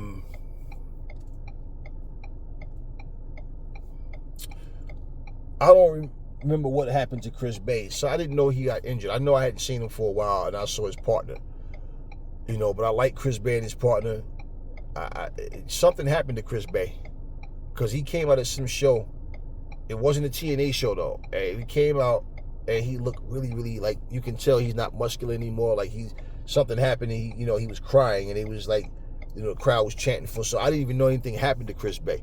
See, but this is the type of shit I'm saying. People don't cover TNA. They don't cover MLW. So when things happen, you don't even fucking know about it. Like these two Nigerian boxers was fighting, and one guy just got killed the other day. Nobody's talking about it, because why? Well, we don't know them. Like your life don't even mean anything. Chris Bay was that other guy.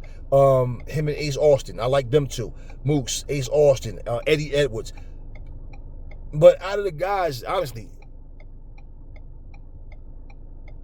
and let's not mention how when Hammerstone came there, man, Hammerstone was, I don't even know why they hired Hammerstone, man. Because Hammerstone, like,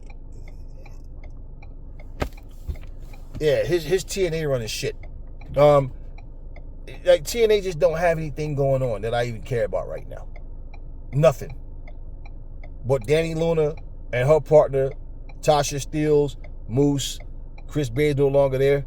I don't think, I don't know. But if he wasn't there, he looked really, he's already a small guy, but he, it's not really much going on, man. I always like Eddie Edwards too as a wrestler, man. Brian Myers I never really got into, but it's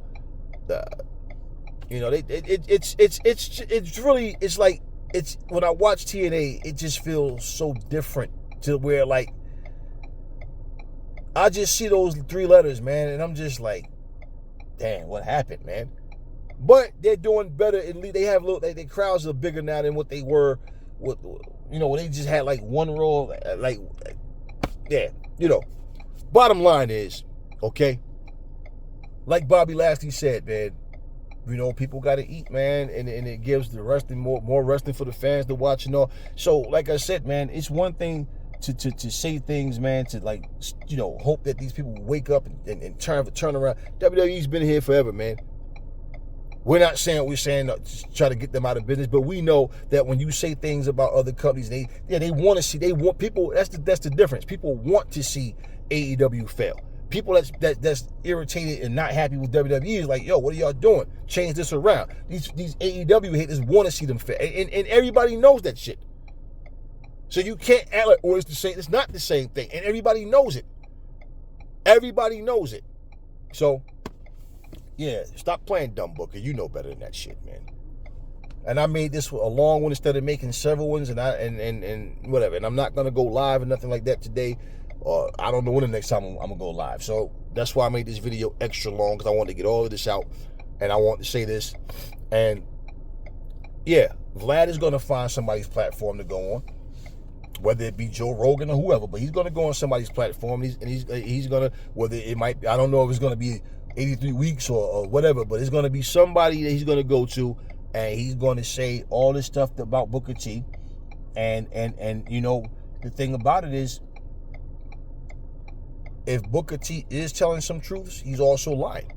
Well, yeah, because he did turn down the show, but not initially. He accepted the show and said he was looking forward to it. And Vlad pulled up the fucking receipts.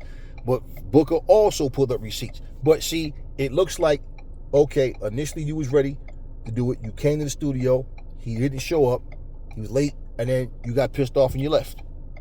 So now, when he's reaching out to you again, like, because he said he apologized for being late, but see, you now didn't want it. So, bottom line is, man, and even to say that, I ain't gonna let him make a fool out of me. Nah, only if you too dumb to know how to answer questions and what you should and shouldn't talk about. Other than that, only person can make a fool out of you is you. And that's all I'm going to say on this video. Just pay attention to what's being said. It's pretty long. A lot of times people make comments, but they'll comment on one part of the video. Like, no, pay attention to the damn video. This was a deep one. Anyway, be safe. Everybody enjoy the rest of your day, and I'll catch you guys on the next video.